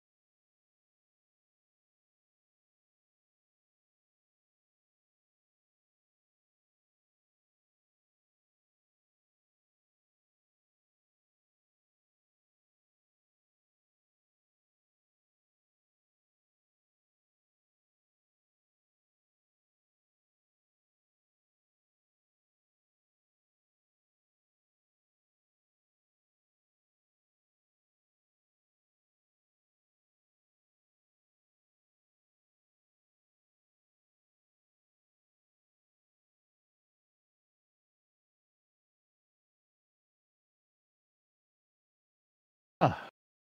Well, even though it's pitch black, it's nice to be able to see in here. Got my money's worth out of that deal. As Sai is going to start peeking around. Do you any of you need lights? Echo, just- do you want to light one yet? I'm just gonna nudge Echo, and Ruzak will flick his fingers, and 4 small, almost candle lights will appear, floating in the air around the room. I'm so proud. Sorcerer! Sorcerer, kill him! Ain't that fun? Echo's been teaching me a few things off to the side recently. When?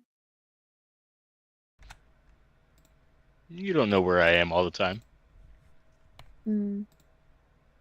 That will Please change. give us more detail. It sounds like y'all are fucking. Oh god. Ew. I thought you were family, not lovers. Yeah, gobs. What? Yes. Goblin culture is weird. It's like fucking rabbits there. We've just been like going off on this side when you guys are like, you know, gentle thing is just staring off into the distance, and you're blowing things up in a corner. You are slapped across the face by an unseen hand. Echo wipes a tear from her eye, proud. Be careful. There's a ghost. Anyway, on to more pressing matters. Who wants to take the front? I can see clearly in this darkness, but it's still dangerous. How about Runzak's in front, Saya's behind, Echo's in the middle, and I'm at the back with Gentle. Yeah. What? I'm gonna keep the 4 lights in like a line above our group as we proceed. Okay. Want to be next to you? You're incestuous. That's gonna go in the quotes channel. As the party proceeds forth from this sandy room layered with stolen shields, as you press your way down into the hallway, you can begin to already have an appreciation for the uniformity of this place. The granite stone, looking as though it had been carved out of a single block. As you proceed further directions, as you begin to proceed further westward here, you can see that the small tunnel you're in opens up into a larger foyer.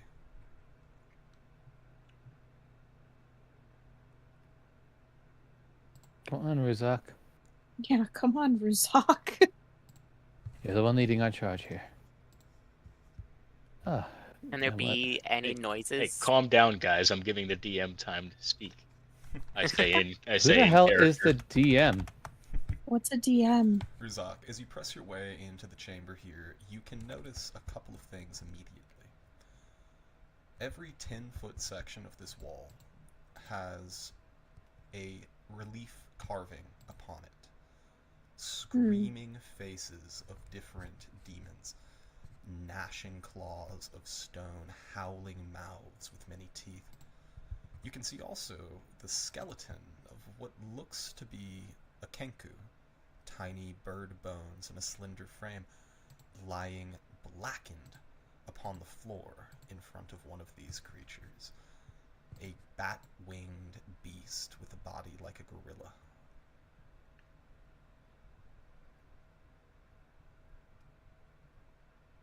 Oh, that's not ominous. Oh, it could be worse. It could be a whole lot worse. Wait, Hey, does my But vision at least- go out to 120 feet?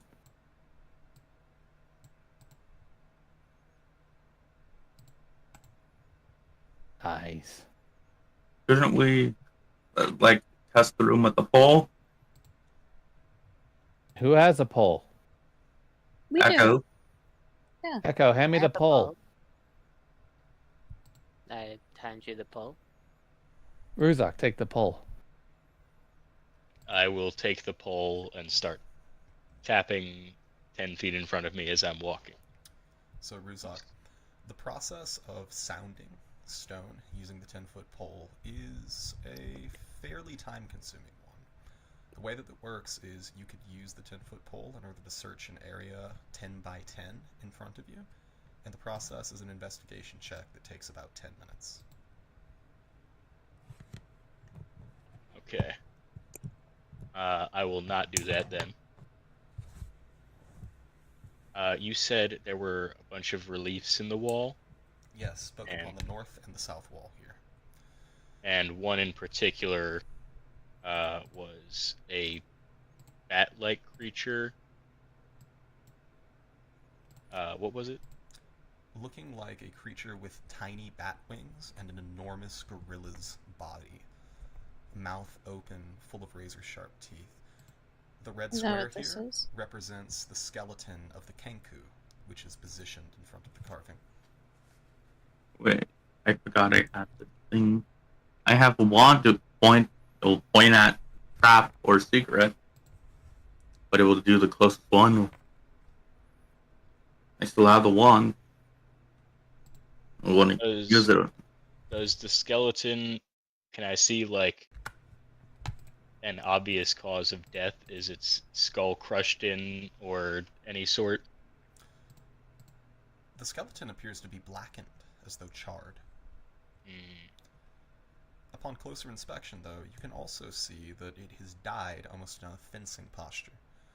One of the arms still erect within the air, pointing in the direction of the bas relief that it's in front of.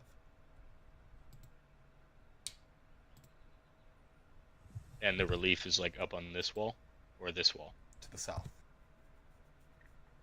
I'm gonna step up, kind of nudge the skeleton with the 10-foot pole. Immediately, it crumbles into a pile of charred bones. And then I will start nudging the recess of the demon with the 10-foot pole that was directly in front of it. Make an investigation check with advantage.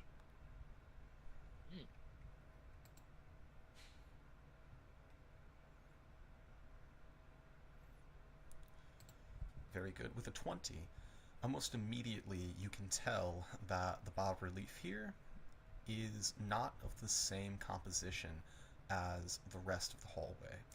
The solid thunk of granite upon your 10-foot pole is replaced by a slightly kunk, kunk, hollower sound.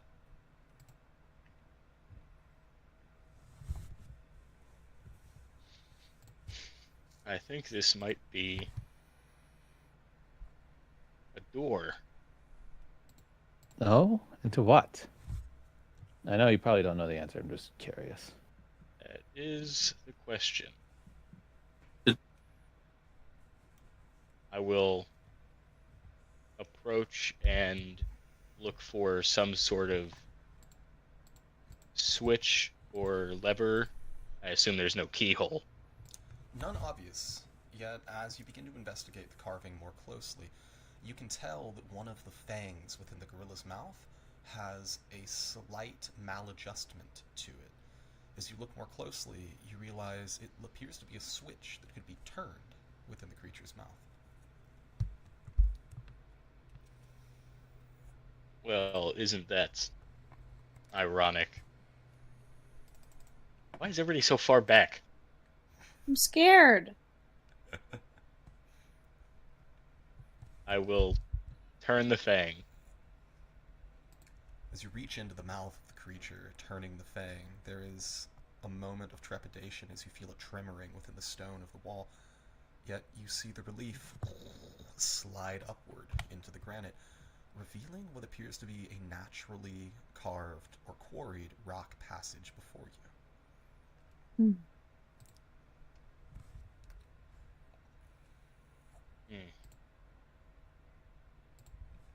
Well, You say this Kenku was burnt to death, right? Certainly looked like it. Is there scorch marks indicating the location of where the blast of fire came from? Make me a perception check. Can I help them with this? If you're Check proficient in perception. perception, you sure can. I will help them with this.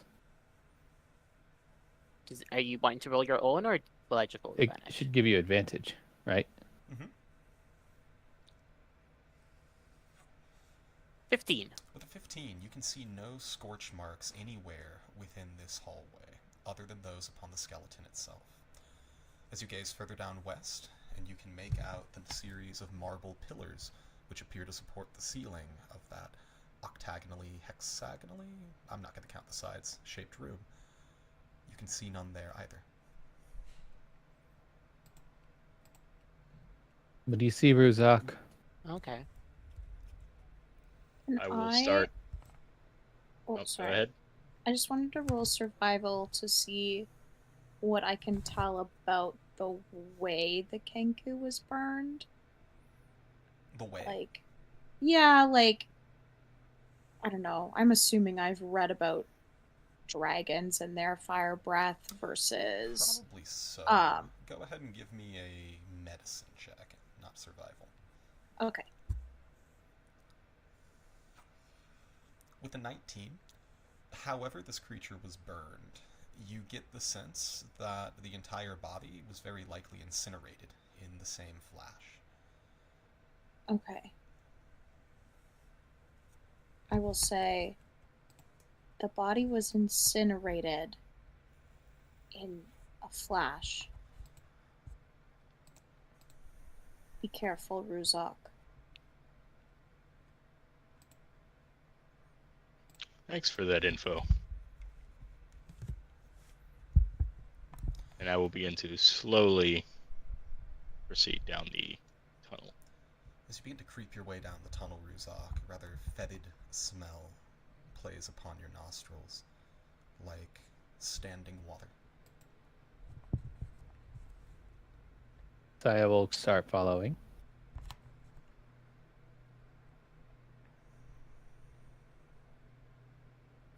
As you press your way around the corner, Ruzak, you can see the reason for this. A murky pool stands within the walls of the granite chamber before you. You can see the top slick with slime, the water looking as though it has been undisturbed in quite some time.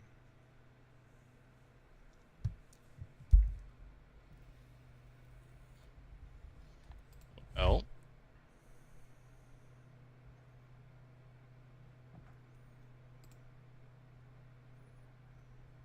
Stick the pole in the water. I was planning on that. Gosh, I'm going into the wall. Can I see anything else before I enter the water, or is it You literally can- just a pool of water? In the water itself, you see nothing, yet as you look westward, you can see a statue. You can see this wide alcove in the north wall that contains a life-sized statue of, well, go ahead and make me a nature check.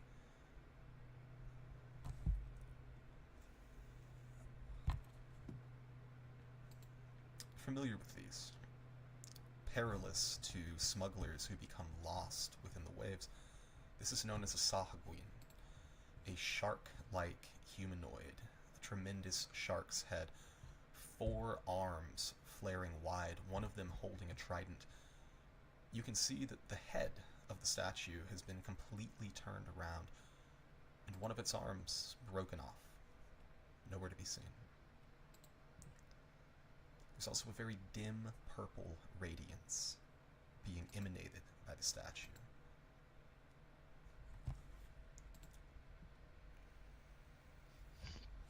Well, call me crazy, but a statue like that next to a pool of water makes me not want to touch the water as much. Mm-hmm. I will toss my lights in a line across the room just to see if they light up anything else. As they illuminate the room within, make me a perception check.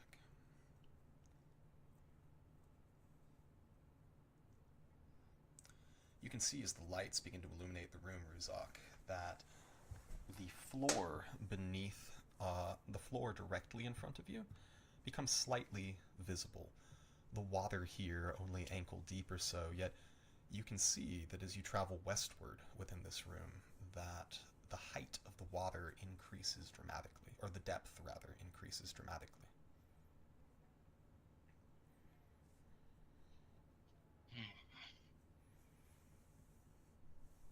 I'm gonna tap the pole into the water, just try and touch the floor.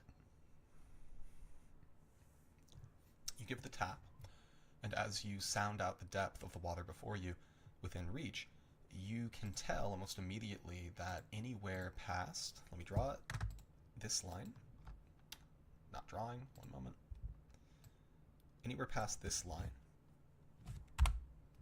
Wrong layer. I'm doing I great still don't today. see a line. Hold up, there we go. Anywhere past this line, your party would consider to be swimming. Ick. Well, I don't do very well in the water. Would you rather we turn around? We can always come back. We've already found the door. We didn't I would- explore the rest of the room. Could climb. I would be quite inefficient while submerged. I imagine Gentlething would as well. I can climb. Can you stay on a wall indefinitely while fighting? See Saya just like steps on a wall. Sure. I don't understand you. You asked a question. I just whatever. Fine. Spider She Lady gets makes off the her wall. appearance again. I could probably stand on your back, so I am not strong. If you stand on my back, I'm probably gonna fall. I say we leave it to a vote. I don't particularly love being in the water, but if you all want to go, we don't know what might be around that corner. Might It's be treasure, might be a dozen trolls. well, we were given the warning. Just bring 10-foot poles. Watch our step. If you see anything big and toothy, run away. Kind of hard to run when we're in water. Oh, I can just stand on the wall. Yeah, that's nice for you, but there's other of us here that can't do that. Well, I'm just trying to be helpful. I'm sorry. my only concern, well, this works both ways, is that we might get to a part here that that prevents us from going back. Plus, we don't know what's in the water. I can't do anything if I get submerged. You know, we I can't. I think I think I wouldn't be as effective in the water. And I don't think again, any we one were of us only... here will be effective in the water. But are we Imagine- adventurers looking to make our goal, or are we going to bicker around to whether or not we can swim? I Yeah, imagine like- turning the head of that statue might reveal something. Then that might Well- be something worthwhile to investigate, is it not? Then Ruzak, you just watch Saya, and Saya will walk along the wall over there. Can you stay on the wall long enough to do that, Saya? She's going to just start spider climbing along the wall. I'll see what I can do. Crawl as you wish. And just crawling on the wall, just looking down. As I enter in this purplish light, do I feel like a sense of unease, like a bit of sickliness? Make me an intelligence save. I'll step out into the Intelligence? the ankle depth water. I deserve that. You do indeed, Saya. Almost immediately as you approach the statue, as you get within 10 feet of it, a terrible pain lances through your mind here. You immediately take 12 points of psychic damage as you feel your body begin to spasm, a thin trickle of dark blood running out of your nostril. No. Oh. Okay. Any other further effects? Make me another intelligence save. Oh God. Oh God. After a moment, Saya, that same pulse erupts into your mind again. For a brief moment, you nearly lose consciousness.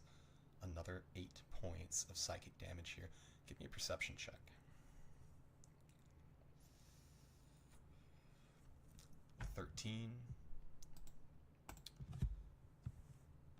You notice nothing other than the radiance that is emanating from the statue. Okay. No. We need to turn around. We need to turn around right now. If I can at this point, I'm going to try and run up and grab Saya and pull her back into the tunnel. You can. Your long arms grabbing the back of her tunic without much difficulty. You pull her back into the tunnel here. Saya, you wince, waiting for another one of these psychic assaults, yet it does not come. I don't suppose you know exactly what that was. No. I have no idea. Hey, potion, or you want me to heal you? Ruzak, go ahead and make me an intelligence save. Ooh.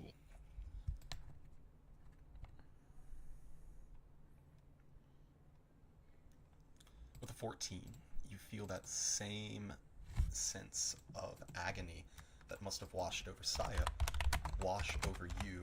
However, you manage to resist the majority of it. Take 6 points of psychic damage.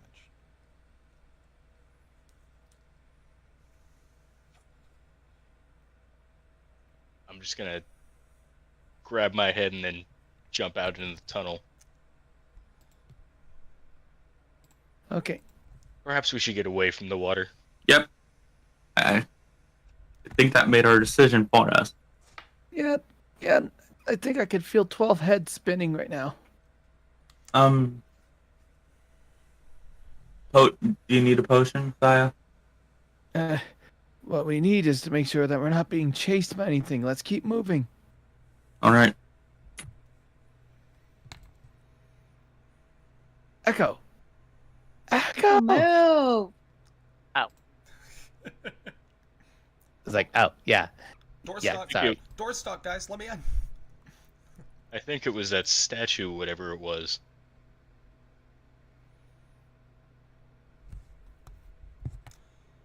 Whatever that thing was, it's terrible.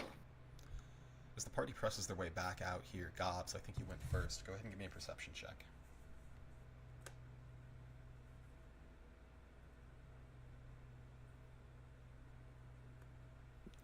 Thir- With a 13. Directly at the edge of your dark vision, as you look to the west, you see for a brief moment a silhouetted figure hastening its way as quietly as it can down the western hallway. Long-limbed, powerfully built, yet you do not get a good look at them before they move off into the darkness.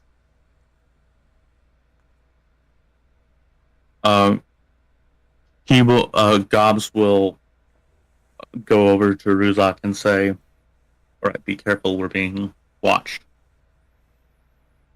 And then give the same description. Of course we are. Okay. Now that we're away from that, Gobs, can you tend to Saya? if you're willing to spend a spell, I'd rather we not take any of our limited resources. Hold on. Yeah. Okay, scale of 1 to 10. How bad? 4 How out bad of are you 24. I give that an 8. Yeah, that's All really right. bad. Right, then I guess they will, because they have the time, they'll pull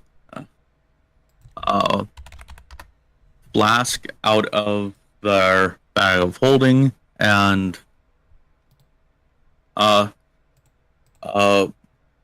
magic which turns into this, which goes through a state of a just phantasmagoria of rainbow colors, which then settles into a familiar red of a health potion.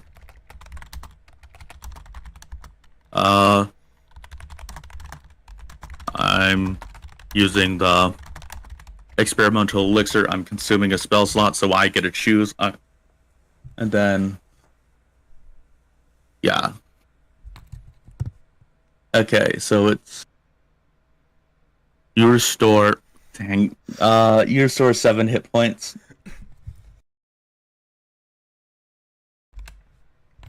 Saya's pallid skin tone, made more pallid by that psychic attack, grows a bit more of a healthy glow. Though she's a little still worse for wear, she's going to look at you, Gobs, and say, "Thank you. I needed that." Okay, that's the last time I approach a creepy light. Call me crazy, Gobs. Long limb, powerful build. Seems a bit familiar. Could be.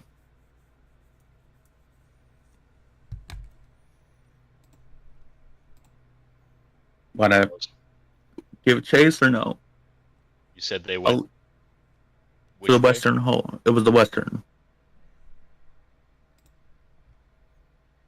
That's what I was said. I don't know what direction western is, but Western would be this way. all right, yeah. Then west. that's the direction Ruzak, they went. as you begin to press your way into the chamber here, you can note a couple of things. First off, you note that, most obviously, there are passages to the north, south, in addition to the west. You can see that this pillar here, directly in front of the northern passageway, has a tremendous skeleton of a constrictor snake coiled around it, staring in the eyes anyone who reaches the bottom of the steps.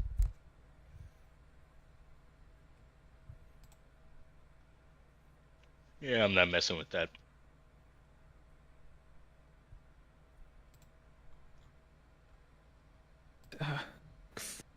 Uh, Anybody coming? I'm coming. I'm coming. I'm And still going through a headache right now. Oh, look at that. Jonathan's right next to me. Funny how that happens. You two are brother and sister, aren't you not? It makes sense that you're close. Gentle thing, with your passive perception, as you press your way into the chamber, you notice that there is a disfluency in the granite on the southern wall closest to you and Ruzak here. It looks like graffiti or an inscription of some kind. Gentle thing will kind of point with her ears, like when you tilt your head and do that. And she'll say, looks like some sort of inscription or graffiti on that wall over there. Well, you can read. Didn't Saya say something earlier about not trusting the writing? Yeah, but I said that. Ouch. You don't have to trust it. You just have to read it. Yes, but are you sure you want to risk reading anything? Can we even read that? I'm gonna walk over to the southern wall and see what it is. Oy.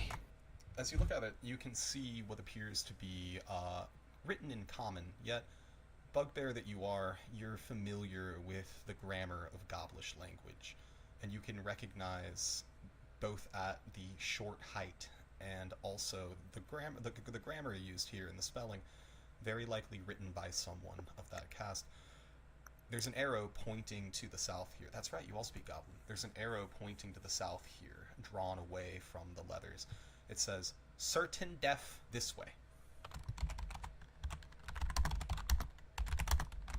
And where does it point to again? Sorry. Points to the south, the southern tunnel.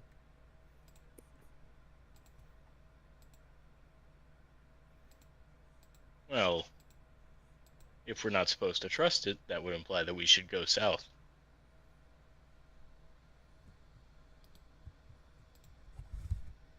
But you said the bugbears went west.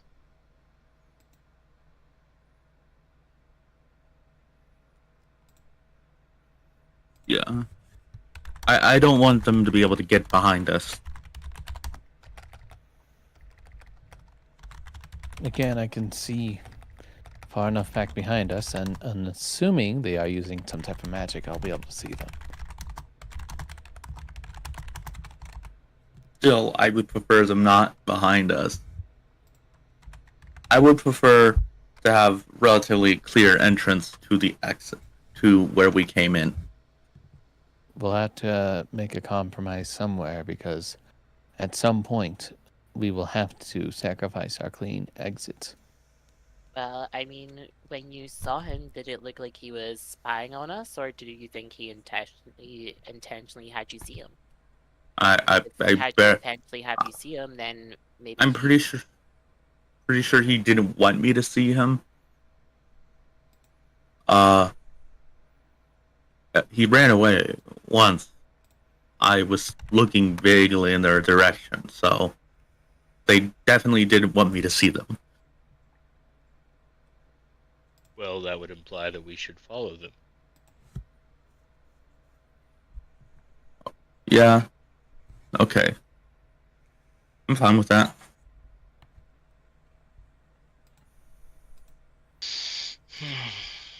What next, adventurers? I suppose west it is. Ruzak, as you gaze into the area to the west here, you can see a low, low chamber with a number of alcoves about 3 feet deep, lining the north and south hallways. You can see from the angle that you're at that at probably here or so, you can see that at least some of these alcoves have mirrors within them, full length, lining the niches. You can also see the blackened end of a burnt out torch stub is sitting about midway through the corridor.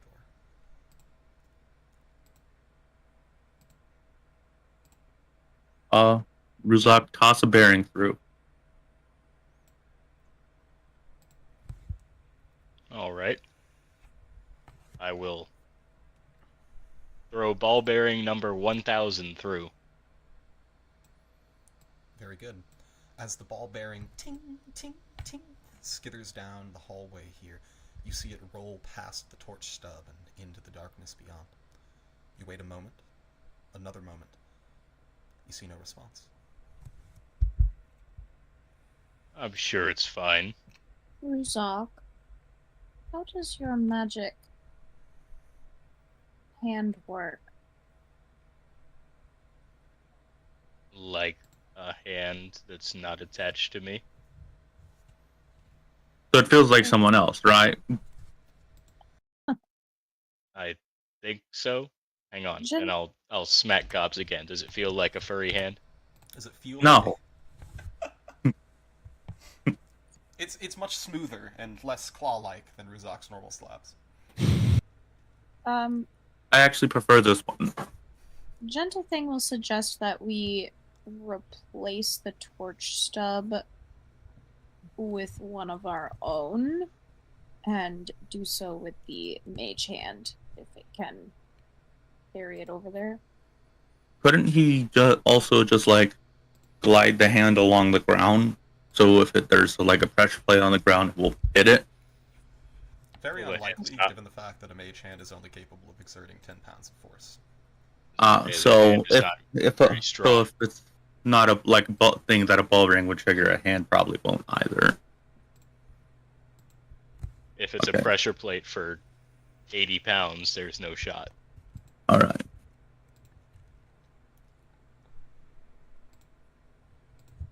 Deal. Let's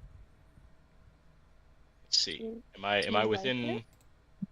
No, I'm not within range of the torch thing yet. Isn't Mage Hand 30 feet? I'm pretty sure. Yep.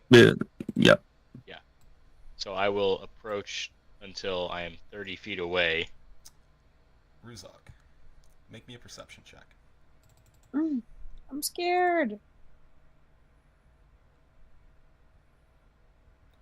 With a natural 20, Ruzak, as you begin to move into the chamber, the light of your own dancing lights catching the shadows within this place, you can see your own reflection duplicated within the mirrors to the north and the south. Naturally, as they should be. Yet, as your mage hand begins to reach out in the direction of the stub, you notice movement that is not your own within the mirrors. You see your own form begin to crawl out of them like a darkened shadow as they reach toward you. Let's go ahead and roll for initiative here. God damn it. Delicious. I knew this wasn't gonna go well. Delicious initiative. Fuck. I bet you I'm right too. I bet you the fucking Southern Passage is all flowers and sunshine. I just don't think we have the health for it right now. I mean, we're not going to be able to reset after every little thing that happens. Yeah, like that's my little problem. I didn't I've- select my fucking token. That's okay. What was your initiative? Hey, I rolled the same thing twice. 23. Very nice, very nice. Looking good here. Ruzak, you have the initiative, and you have managed to avoid surprise in what would otherwise be a very dangerous situation. You can see the duplicate to your south already within striking range. What would you like to do? And these are duplicates of me. They're not shadows like their tokens imply. They are certainly appear to be made out of shadow stuff, and given the fact that you have fought shadows before, you see them moving with an almost identical posture. Okay. First thing I'm going to do is cunning action, disengage. And then I suppose I'm gonna try out something new. Yeah.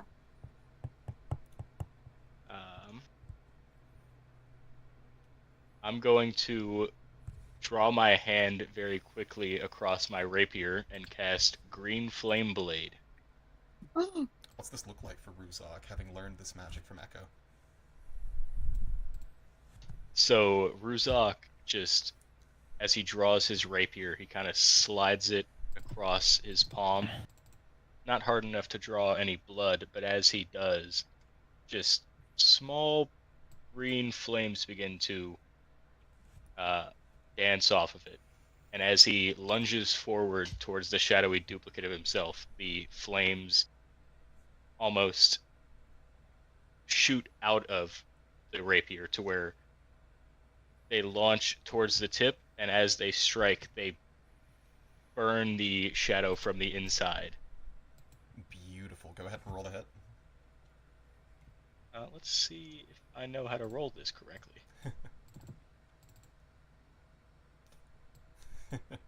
There we go. A 12 here is just going to meet, absolutely, looking like, ooh, almost maximum damage rolls on sneak attack and pierce here. That's going to be, give me a second. This creature resistant to every form of damage here. The green flame bounce, he doesn't take that, right? He just starts taking No, level 5? yeah, that would be at level 5. He starts Got you. So that's going to be a total of 8 points of damage here.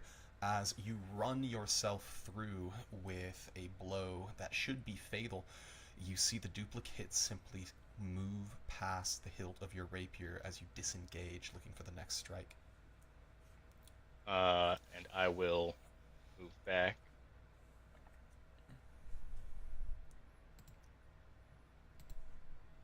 Five, 10, 15, 20, 25, 30. Right back here. Very good. The shadowy duplicates throw themselves into battle. The one to the north beginning to pursue Ruzok, but encountering Gentle Thing here. You see the form of your big brother throwing wide with what's looking like the nastiest slap he's ever delivered. A 22 to hit Gentle Thing here for maximum damage. Yeah. That is max damage right there. As the shadowy duplicate of Ruzok catches you with a vicious backhand. Your strength score also reduced by 1 here until your next short rest. The next duplicate begins to hurl itself forward, intent upon pursuing Ruzok as it does so. One moment. If I can get this character sheet to cooperate. A 19 to hit Ruzok. I'm going to raise the hand that's not holding the rapier, and just this faint black energy is going to grow in a half, like a half sphere around me and deflect the attack. Beautiful. Attack missing as the shield spell's expended. Gobs, you're up. Dobbs will move up and then to the side to get a clear shot, and then shoot this thing with his crossbow, which is now magical. Roll the hit. 15 15? hits. Yep. 5 points of piercing damage truly taken as the radiance of the magic cuts through the creature's incorporeal form like butter. And I guess, yeah, I have one more. Guess Gobs will move back lightly. Anything else? And turn. Gentle Thing? Yeah.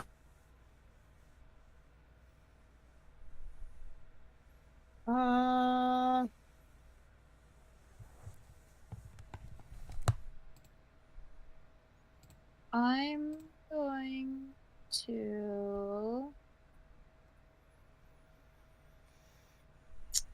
So many new things at 3rd level. Wow. I'm going to try my insightful fighting for fun on this guy who attacked me, because I don't think I would get sneak attack on him if I didn't. Is that correct? Upon whom? No, you have ally. That dude, yeah. You would need to find a way to generate advantage. So either insightful fighting or Perfect. steady aim. Perfect. So I'm going to do insightful fighting, which says this. So I need to do an insight check. Versus his deception. It's a nat 20 on the deception for a 19. Oh, did not go through? Oh, there it is. 16. It's difficult. You're unsure whether you're looking at Ruzok's movements or simply a creature very good at imitating them. The differences are too subtle to pin down. What next? I'm going to use my moon-touched rapier.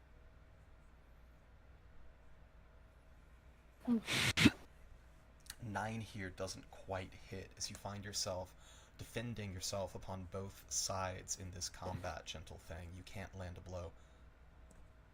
Yeah, it's pretty accurate. And that's that for me. That's a good turn. That brings us to Echo.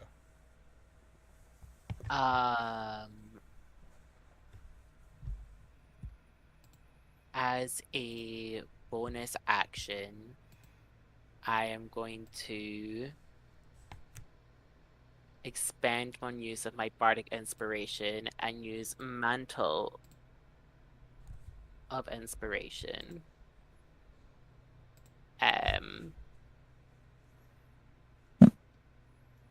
As Echo sort of pulls out her violin and starts playing, her form changes from her human form without her even noticing into her changeling form. And that same sort of like peachy pinky aura sort of fills the air, and these sparkling, glistening, like glittery stars start appearing everywhere, and these like bubbles start popping off of the ground and like lifting up into the air, shimmering off of everything. As everyone gets 5 temporary hit points each and can all use their reaction to move their movement speed without provoking opportunity attacks. So if anyone wants to get out of that has a reaction, can do that now. I do. I have a reaction. I want to leave. Wait, do these hit points just last until they go away? Yeah. They're just 5 temporary hit points that everyone gets. They do not stack, however, No. as all sources of temp HP. They don't stack, So- but it's still 5 temp hit points. So we Yeah, can it's- all just back up from this thing, right? You got the reaction to burn, yeah. If you've got a reaction, you can back up, and there's no opportunity attacks. Yay. I All don't right. have a reaction. How far? Sorry, yeah. Move your up movement to its speed. 1, 2, 3, 4. I'm gonna be like, she's like, I don't know how that was possible, but hi, Gops. God will use his reaction as he realizes this does this to run behind the pillar. God, you run and around then- the pillar ringed by the snake. Isaiah, go on. That was it. It was just like, oh, hi, Gops. Echo, I mean, sorry. And then as my action, Echo's just going to go.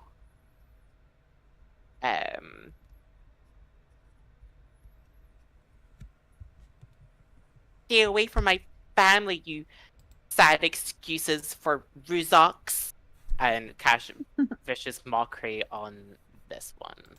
Absolutely, that'll be a wisdom save. The one in the front or the back, sorry. The one in the front. Very good.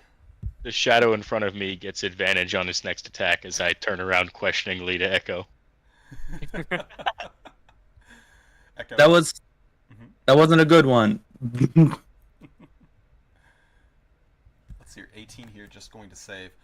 Your Yeah. vicious mockery unfelt by these mindless creatures, yet your mantle of inspiration, as you begin to play, you suddenly see for a moment the movements upon the battlefield before you, very much like dancing. Anything else, Echo? I'm going to.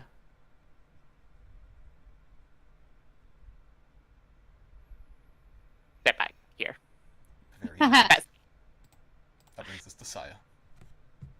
Saya is going to, because I didn't have this thing already prepared, I'm going to burn my action just for the fun of it to like feel the stinging pain in the left hand. And as that pain happens, there is the summoning of her new weapon. From Pact of the Blade, she summons a short bow, a +1 short bow. As this kind of shadow forms from her hand, extends into the length of a short bow. And for the string itself, it seems to be like a small glimmering piece of black hair that faintly glimmers as if it was sparkling with starlight. And that's going to be her action. And she's like, oh crap, that took a lot of time. And she's going to back up to be beside Echo and just like, okay. That was fun, by the way. And that's going to be the end of her turn. Very nice, Saya. That'll bring us to Ruzak.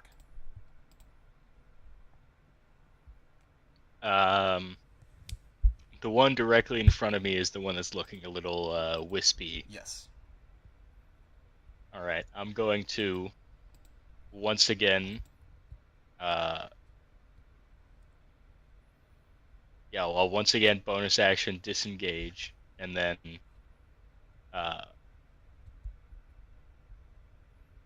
I'll cast Green Flame again, Green Flame Blade again, even though it won't do anything, just for the flavor of it. Roll a hit. There's one thing I've learned in all of my years of playing D&D is that if you can make a normal attack or an attack with special fire on it, always add the fire. That's going to be a total of 17 points of piercing damage here, reduced to 8. Ruzak, would you like to dispatch yourself for us? Yeah, I think that as you would expect from shadows, the strike itself doesn't do much but displace a bit of darkness, but the green flame that builds up inside of it slowly burns away at the blackened form until essentially turning to bits of ash. Nothing but a tarry puddle of blackened miasma left behind as your spell finishes burning through the creature. Anything else, Ruzak? And then I will just retreat back to here. Very good. And my turn. You see the second duplicate here continue to throw itself in the direction of its prey. Positioning itself between you and Gentle Thing, you can see the duplicate reach out in the direction of your sister. An 18 to hit. Yep. 8 points of necrotic damage. Are you still up? Okay, I fall down. You see another one of those massive bugbear backhands just laying out Gentle Oh wait, Thing. I have 10 hit points. I'm still up. Hey. Very Oh! laying out Gentle Thing here. However, she recovers much more quickly.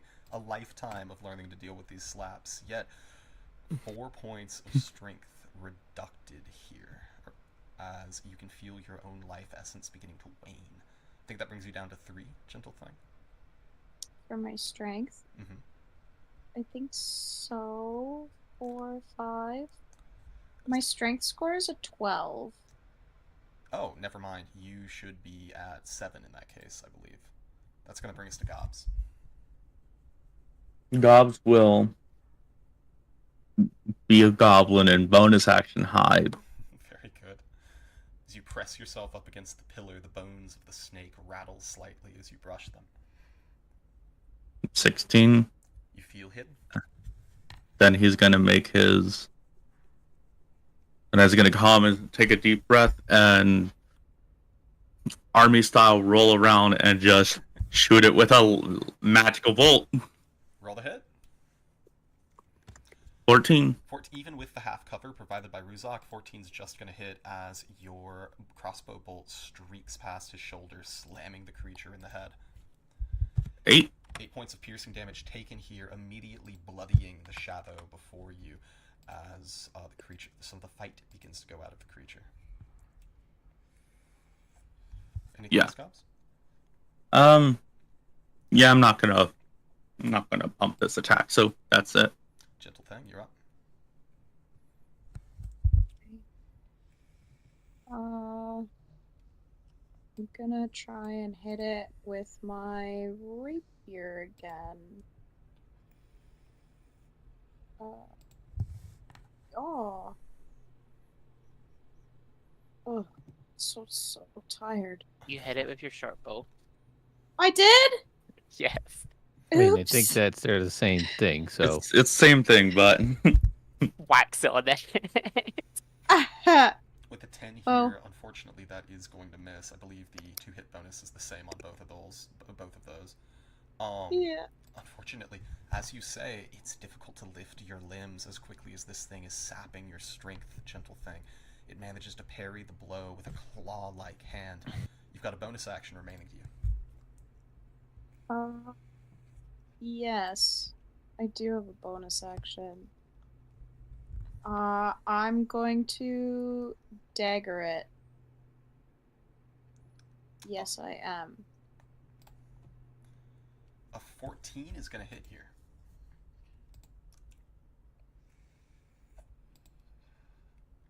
Total of 6 points of damage here from the non-magical dagger as you rake it along the side. Enough to puncture the lung if it had one to puncture. Anything else?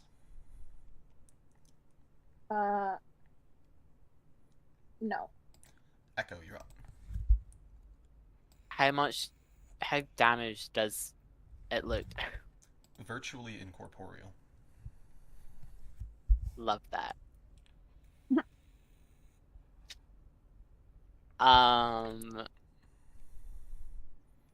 Quick, It's not it has a completely- face only its mother could love. Wait. Is it call it completely ugly. Is it completely hidden by the pillar, or can I actually? It's got 3/4 cover from that position, but you can see it. Okay.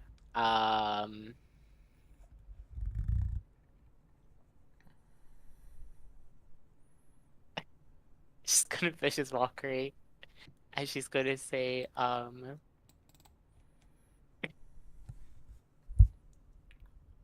"You could have picked a better form, like mine." And she does a pose. Very good. With a natural 1, it looks toward God you, damn it! and you see it spend a little bit of its remaining shadow energy, 50% of it, in fact, as it shifts itself to look like you, Echo. She nods and goes, "Better." Or you could transform into our lovely Gentle Thing, and I will use a bonus action to cast Healing Word and heal Gentle Thing. Go for it. Oh, wow. 8. Points. Anything else, Echo? That is me.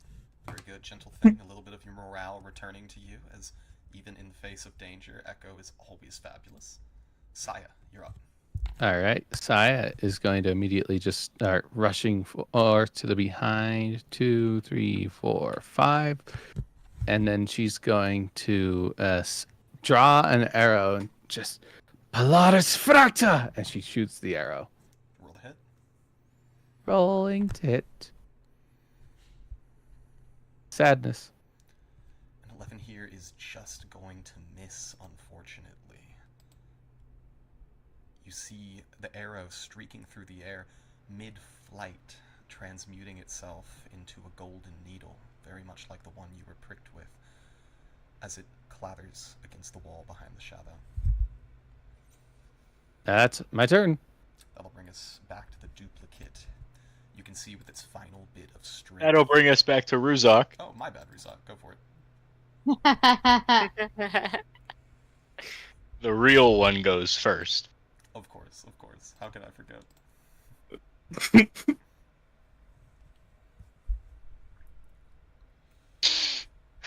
A sorry imitation.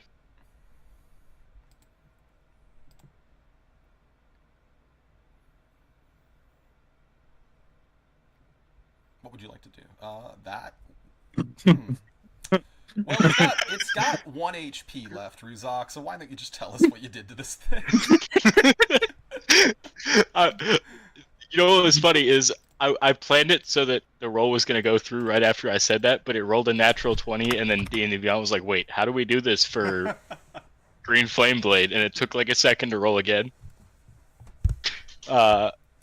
Ruzak is just going to, as the imitation, I suppose now, of Echo swipes out at him, he's going to duck and then rotate behind the creature and stab it through the back of the neck as the green flames dance throughout its body and melt it down.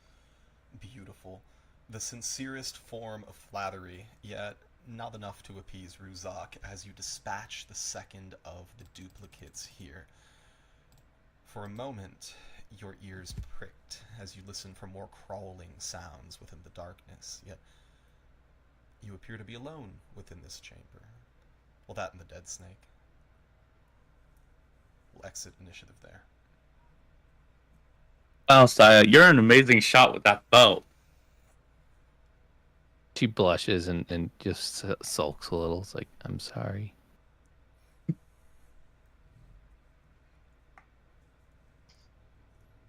It's a new toy. I figured I would try to use it.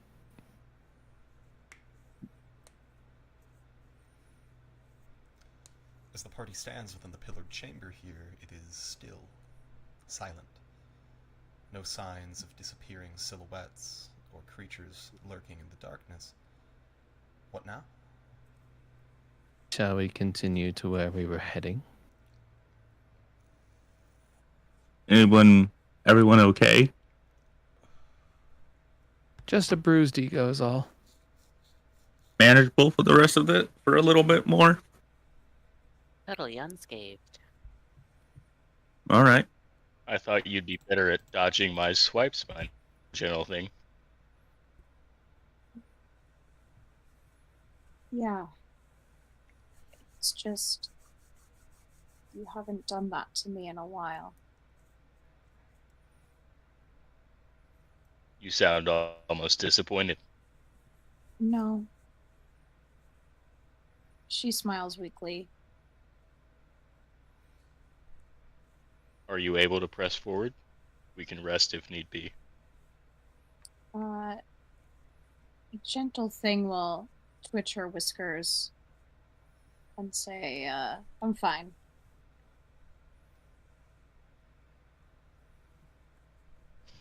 Well, I don't much fancy the idea of continuing down the western hallway. Do you think there's going to be more replications like that on every mirror? Well, I only made it towards the first two. Well, the thing it seems like is we were a little too cocky when we came in here. I think we need to reevaluate, but I think we need to decide something and stick to it right now. And what's that? What direction are we going? Plain and simple. Well, I mean, we wanted to go south before. West is dangerous.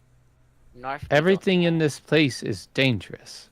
Yeah, like we were Yes, too cocky I when know we came that, in. but I'm meaning as in from the point of our point of view, we know that West is dangerous. West has something And- that maybe could be a furbog already down there, along with shadows. North, we do not know what is down there. South says that danger is ahead, and Goblin after being told not to trust writing. So South seems like the most safest and probably best option to go since we at least have some sort of lead on going down South. I agree with the end of that statement, but did you just call me a furbolg? No, I was referencing the other thing that ran down the corridor, Mm. but didn't seem to attract any of the mirrors. Well, I No, do you did. concur that south may be the best way forward. Well, If then anybody south we else shall go. disagrees, I don't. all right. I will begin heading south. Very good. As the party presses southward into the darkness, past the warning of certain death this way. As you creep along Ruzak, you can see nothing but the beckoning shadows before you. And I think that we'll end the session there for the evening. Oh, but it was still good. Yeah, we got our first combat in a couple of weeks, right? It's been a And few we're in the weeks dungeon. at this point. Bob, you were fucking popping off. What? You were critting constantly at the early start of this. I know, I and then it was like, know. oh, we're fighting? Failure after failure. Oh, we're That's how it always fighting. goes. Drops rapier on the floor, smacks it over the head with a short bow. But you got that RP down today. Yeah. You want to role play? I can do that just fine. Well played, gang. If you have any questions or comments, I'm happy to hear them. Otherwise, I'm going to take a little break, go play some video games for the evening. I'm going to bed. Might play some Diablo 4. Probably after I do my chores. We'll see. I am fucking Excuse erect me? at the fact Oh. that Excuse me? at the fact that Baldur's Gate is coming out in 2 days. Oh, okay. Oh, Wait, yeah. Mhm. is this your last session or do we have 2 more? We have one more. I have one more after this. Because he leaves literally the day before my birthday and it's breaking my heart. It's going to be Yeah, it's really rude, actually. I think it is. He's going to save So- people's lives. Come on. I don't care about other people. That's so savage. Oh. Alright, gang. I love you all. I'll see you next Tuesday. Be safe. Be well. Bye. Bye. Bye bye bye bye bye.